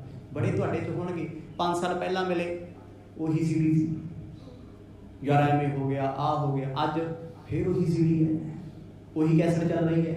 10 ਸਾਲਾਂ ਬਾਅਦ ਮਿਲੋਗੇ, ਉਹੀ ਰੋਣਾ ਬੱਲੇ। ਪਰ ਇੱਕ ਇਨਸਾਨ ਜਿਹੜਾ ਬਹੁਤਾ ਸੁਣਦਾ ਸੀ, ਉਹਨੇ ਸੁਣ ਕੇ ਜੀਵਨ ਢਾਲਿਆ। ਲੋਕਾਂ ਕੋਲੇ ਆਪਣੇ ਦੁੱਖ ਰਹੂੰਗਾ, ਉਹ ਲੋਕੀ ਮੈਨੂੰ ਕਹਿਣਗੇ ਇਹੀ ਨਕਮਾ, ਇਹਦੇ ਨਾਲ ਤਾਂ ਹੀ ਤਾਂ ਹੁੰਦਾ ਹੈ। ਮੂੰਹ ਤੇ ਲੋਕ ਪਤਾ ਕੀ ਕਹਿੰਦੇ? ਕੋਈ ਗੱਲ ਨਹੀਂ, ਮੈਨੂੰ ਹਮਦਰਦੀ ਹੈ ਤੇਰੇ ਨਾਲ ਯਾਰ ਮਾੜਾ ਹੋਇਆ। ਕਦੇ ਪਿੱਠ ਸੁਣ ਲਈ ਉਹਨਾਂ ਦੀ, ਕਹਿੰਦੇ ਲੈ ਆਪ ਬੜਾ ਦੁੱਧ ਦੁੱਧਦਾ ਹੈ, ਆਪ ਬਹੁਤ ਚੰਗਾ ਇਹ। ਲੋਕ ਸਾਰਿਆਂ ਬਾਰੇ ਬੋਲਦੇ ਆ, ਇਸ ਲਈ ਲੜੋ ਨਾ ਲੋਕਾਂ ਨਾਲ, ਹੱਸ ਕੇ ਰਹੋ। ਠੀਕ ਹੈ ਭਾਈ, ਚੜ੍ਹਦੀ ਕਲਾ। ਗੁਰੂ ਨਾਨਕ ਸਾਹਿਬ ਨੇ ਕਹਿ ਦਿੱਤਾ ਕਿ ਜਿੰਨੇ ਪਹਿਲਾਂ ਆਇਆ ਤੇ ਤੂੰ ਆ ਗਿਆ ਭਾਈ, ਤੇਰੇ ਗੁਰੂ ਤੇਰੀ ਮਾਂ ਗੋਰਖ ਨੇ ਜੋ ਤੁਹਾਨੂੰ ਸਿਖਾਇਆ, ਜਿਹੜੀ ਮੱਤ ਦਿੱਤੀ ਹੈ ਨਾ, ਤੁਸੀਂ ਤੁਸੀਂ ਕਿੱਥੇ ਨਿਮਰਤਾ ਚਾਲੋਗੇ? ਤੁਹਾਨੂੰ ਸ਼ਾਂਤੀ ਕਿੱਥੋਂ ਆਉਣੀ ਹੈ? जैसे नीर भेक न कमल की सार जाने जुगिया कहाए निज जोग को लिजायो है। ਮਰਦ ਕਹਿੰਦੇ ਤੇਰੇ ਵਰਗੇ ਲੋਕਾਂ ਨੇ ਤੇ ਯੋਗ ਮਤ ਨੂੰ ਸ਼ਰਮਿੰਦਿਆਂ ਕਰਤਾ, ਲਾਹਨਤ ਲਾ ਦਿੱਤੀ ਹੈ। ਪਤਾ ਕੀ ਬਚਨ ਆਖੇ ਗੁਰੂ ਸਾਹਿਬ ਨੇ? ਕਹਿੰਦੇ ਕਮਲ ਦਾ ਫੁੱਲ ਚਿੱਕੜ ਵਿੱਚ ਰਹਿ ਕੇ ਵੀ ਨਾ ਗੰਦਾ ਨਹੀਂ ਹੁੰਦਾ, ਪਰ ਚਿੱਕੜ ਕਮਲ ਦੀ ਸੰਗਤ ਕਰਕੇ ਕਦੇ ਖੁਸ਼ਬੂ ਨਹੀਂ ਛੱਡਦਾ। ਆਖੋ ਸਤਿਨਾਮ। ਆਉਣੀ ਬਦਬੂ ਹੈ। ਮਰਦ ਕਹਿੰਦੇ ਤੁਸੀਂ ਭਗਤੀ ਕਰਕੇ ਚੰਗੇ ਕੰਮ ਕਰਕੇ ਕਦੇ ਸੁਧਰ ਨਹੀਂ ਸਕਦੇ, ਤੁਹਾਡੇ ਚੋਂ ਹੰਕਾਰ ਦੀ ਬਦਬੂ ਆਏਗੀ। ਉਹ ਤੁਸੀਂ ਤੇ ਕਮਲ ਵਰਗੇ ਸਾਧੂਆਂ ਨੂੰ ਨਹੀਂ ਬਖਸ਼ਦੇ ਜਿਹੜਾ ਅਜੇ ਕੋਲੇ। ਜਦੋਂ ਚੰਗੜਨਾਥ ਤੇ ਸੰਗਰਨਾਥ ਨੇ ਸੁਣਿਆ ਕੰਬ ਗਿਆ ਸੀ, ਅੱਖਾਂ ਚੋਂ ਹੰਝੂ ਆ ਗਏ। ਕਹਿੰਦਾ ਚੰਗਾ ਬਾਬਾ ਮਾਫ ਕਰੀ, ਆਦੇਸ਼ ਤੈਨੂੰ। ਆਖੋ ਸਤਿਨਾਮ। ਆ ਗਿਆ ਜੀ, ਸਾਰਿਆਂ ਤੋਂ ਸ਼ਾਂਤ ਹੋ ਕੇ ਨਾ ਗੋਰਖ ਦੇ ਸੱਜੇ ਪਾਸੇ ਬਹਿ ਗਿਆ। ਗੋਰਖ ਕਹਿੰਦਾ ਆ ਗਿਆ ਮੇਰਾ ਪੁੱਤ, ਬੋਲੇ ਹੀ ਨਾ। ਵੀ ਅਗਲੇ ਦੇ ਕਹਿੰਦੇ ਤੇਰੀ ਮਾਂ ਕੁਝ ਰੱਜੀ ਹੈ, ਤੇਰਾ ਗੁਰੂ ਮੂਰਖ ਹੈ। ਇੰਨਾ ਕੁਝ ਸੁਣ ਕੇ ਆਇਆ, ਉਹਨੂੰ ਆਪਣੇ ਗੁਰੂ ਤੇ ਖਿੱਚ ਚੜੀ ਜਾਂਦੀ ਵੀ ਤੂੰ ਸਾਨੂੰ ਹੋਰ ਕੁਝ ਸਿਖਾਇਆ ਹੀ, ਲੜਨਾ ਹੀ ਸਿਖਾਇਆ, ਵਾਦ ਵਿਵਾਦ ਸਿਖਾਇਆ। ਸਮਾਂ ਸਮਾਪਤ ਹੈ ਜੀ। ਜਿਵੇਂ ਜਿਵੇਂ ਪ੍ਰਸੰਗ ਅੱਗੇ ਜਾਣਗੇ ਨਾ, ਧੰਨ ਗੁਰੂ ਨਾਨਕ ਸਾਹਿਬ ਸੱਚੇ ਪਾਤਸ਼ਾਹ ਦੀਆਂ ਖੇਡਾਂ ਸੁਣ ਸੁਣ ਕੇ ਰਸ ਆਨੰਦ ਵਧਦਾ ਜਾਣੇ। ਕਿਉਂਕਿ ਉਹ ਚੋਜ ਮੇਰੇ ਪਾਤਸ਼ਾਹ ਨੇ ਵਰਤਾਏ 84 ਸਿੱਧ ਕਹਿੰਦੇ ਕਹਾਉਂਦੇ, ਸਿੱਧ ਤੇ ਇੱਕ ਮਾਨ ਨਹੀਂ, 84 ਦੇ ਪੈਰਾਂ 'ਚੋਂ ਜ਼ਮੀਨ ਨਿਕਲੀ ਪਈ। ਕਹਿੰਦੇ ਬਾਬੇ ਨੂੰ ਵਾਪਸ ਕਿਵੇਂ ਮੋੜੀਏ? ਆਖੋ ਸਤਿਨਾਮ। ਇਹ ਮੁੜ ਕੇ ਜਾਊ ਕਿਵੇਂ? ਸੁਮੇਰ ਤੇ ਆ ਗਿਆ, ਵੇਖਿਓ ਕਿਤੇ ਸਾਡੀਆਂ ਮੁਦਰਾ ਨਾ ਕਢਾਵੇ। ਮਰਦ ਕਹਿੰਦੇ ਪਖੰਡੀ ਹੋ ਤੁਸੀਂ, ਕੱਪੜੇ ਪਾਈ ਫਿਰਦੇ ਹੋ, ਗਰੀਬਾਂ ਨੂੰ ਡਰਾਉਂਦੇ ਹੋ। ਸਿੱਧੋ ਤੁਹਾਡੇ ਪੱਲੇ ਅੱਲੇ ਕੱਖ ਨਹੀਂ ਹੈ। ਐਡੀ ਲਾਭ ਆਏ ਸੀ ਬੇਇੱਜ਼ਤੀ ਕਿਸੇ ਦੀ ਕਰਮ ਤੇ ਰਹੀ ਆਪਣੀ ਵੀ ਕੋਈ ਨਹੀਂ। ਉਹਨਾਂ ਨੂੰ ਤੇ ਫਰਕ ਨਹੀਂ ਨਾ ਦਰਵੇਸ਼ਾਂ, ਉਹਦੇ ਆਨੰਦ 'ਚ ਬੈਠੇ ਆ। ਜਿਵੇਂ ਸਤਿਗੁਰੂ ਕਿਰਪਾ ਕਰਨਗੇ ਆਨੰਦ ਮਾਣਾਂਗੇ। ਵਾਹਿਗੁਰੂ ਵਾਹਿਗੁਰੂ।